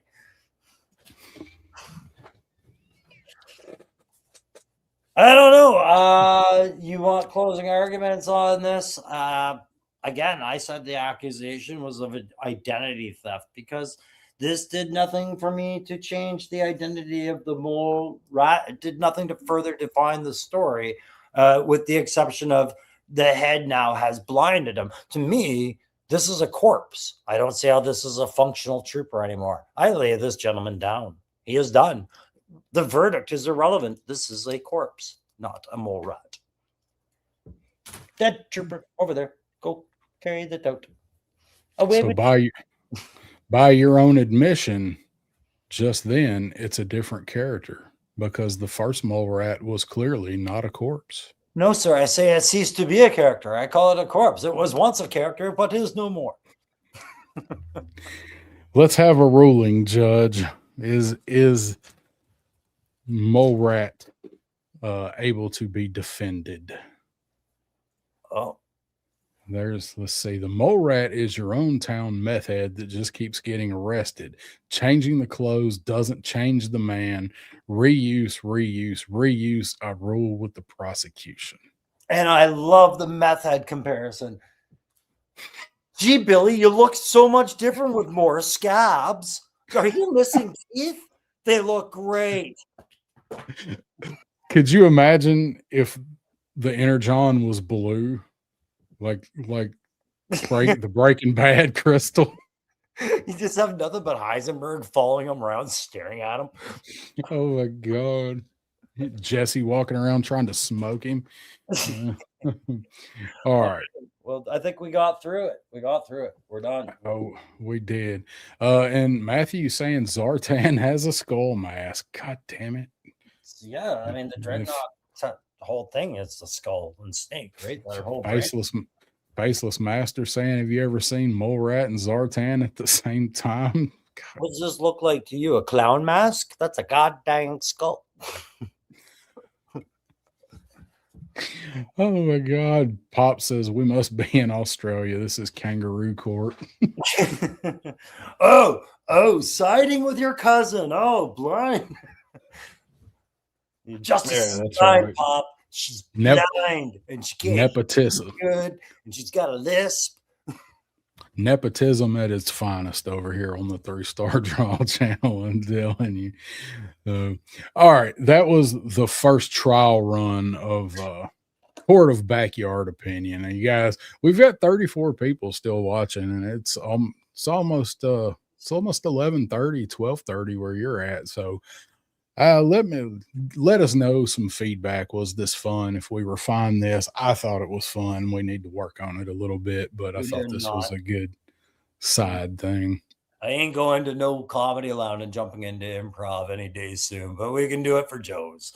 It's fun. Yeah, I had fun with it. I hope you guys had fun listening to it. It was silly, and it was also made up about an hour and 20 minutes before the show started. So. Yeah. And I also won't defend something very much. I don't feel I need to defend something we make up on the spot, so we're good. Yeah, I had a good time. Steve saying Colin Dunlap, well, the People's Court is over. So, oh man, so yeah, we'll work on it because we're gonna keep getting figures, and especially for preliminary jeerings with reveals. I think we can do something with that. So yeah, and I mean the intent of it really was to kind of just take a kind of pause and a joke a little bit about what we criticize our figures about and what the age-old arguments, like you're so lucky gummy weapons never had to come up today because it would have been the most repetitive argument. But I mean, that's not to say that the complaints about the figures aren't real, but if they're toys, and what do you do with toys but have fun, right? So fuck it. Yeah. So yeah, it was fun. Appreciate you guys listening. Everybody seemed to like it, so hopefully we can get that a little more down pat. So thank you guys. Weirdos. Yeah, that's right. Try to have fun over here. There's enough negativity out there. Not like we're not part of it sometimes, but try not to have too much of that here. Humans are fun. Yep. Graph saying always fun to see someone attack something they bought out of love. That was the funny part was that was why we had to like on the fly pick who was prosecuting and who was defending, because you got to do it on the spot, and you might like love something and you have to attack it. So I thought that was a good idea. Crow kind of come up with that idea. It was fun. Critical thinking exercise at the minimum. But anyways, like you said, an hour and a half of hanging out with our friends and just doing a thing, right? So. That's what we're here for. That's what we want to do. So what do you got coming up on the Crusty Old Crow channel? Evil Dookie, you got a question there for you, Crow? Do I have any more knock vehicles coming up? No, not right now, because anybody, as much as I love the knocks, like that's kind of, I like that being your stomping ground. I'm more enjoying what you're doing with knock than I am expressing myself in a knock. This backdrop is about as knock as it's going to get. It's just to put my figures on there.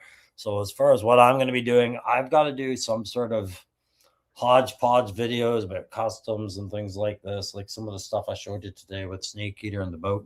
What did we end up calling the boat? I like the very first suggestion the most. What was that? Ho Chi Minho. I like the Ho Chi Minho a lot. So I think we're gonna go with that. So thanks, Troy, for that. Not that the other suggestions weren't good, but that one just caught me so off good. It's like Bodie We, McBase, right? Like oh, yeah, we need now we've got to come up with a Gilligan's Island parody song for Snake Eater and the Ho Chi Minho. well, I also wanted to share with you guys, like I said, a perspective on um and I hate saying this, but Dookie will probably know anybody who served on a base or in the modern military. Dude's mom was a slut. I'm sorry, she really was.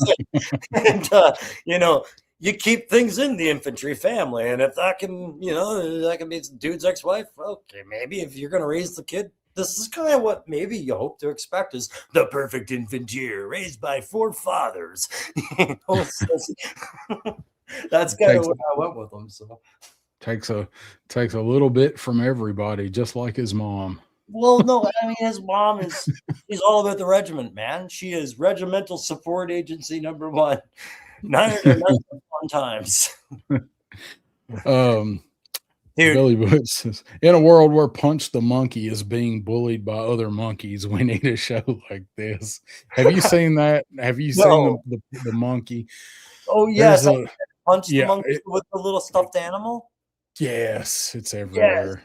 that hearts ring. Man, I like this faceless janitor. This is like I could make this my motto. Mhm. Collecting Joes while the world burns sounds like a plan to me. That's kind of You what can't we're take it doing from over me, here. I can't take it from you, so you might as well. Um, so what do you have coming up? What are you working on? Any videos, anything you doing you want to talk about? So I'm gonna, like I said, do the customs videos because that's my way of providing some sort of content to the channel, pleasing the algorithm god by reminding them that I have a channel every 15 days or so. Plus, I got nothing else no new figs until they show up, right? So, I'm going to do a hodgepodge video basically on a little bit of what the shelf tiles are looking like for where I'm putting all my figs because I got one of these that occupies about a 15 by 15 by 30 inches, and I have 70 Joes piled into it, and it looks wicked for a group photo. So I'll probably just do a quick photo and then showing off customs like many lifelines instead of one lifeline and snake eater and stuff like that in the video. And that's it. That's all I got going on. What do you got coming up? I know you're Wednesday, you'll be back with Pop. We know that. But what else you got going on? Yep. We'll be back for Sevens Wild next week. I've got Hit and Run and Lifeline coming up, so a little bit of a sneak peek of my thoughts on those guys. Not we didn't reveal too much, maybe a little bit for Hit and Run. Got those coming out. Let's see. I'm should be on Saturday. I'm gonna be on with Same Time Toys for a little while on Smoking Joe's. Oh, I think I'm there with you as well. Yeah. Yeah, I don't know. Yeah, I don't know who all the roster is. I just know I was asked. So but I think he's gonna have a YouTube in our own mind star studded show. Because that's what this is for all of us.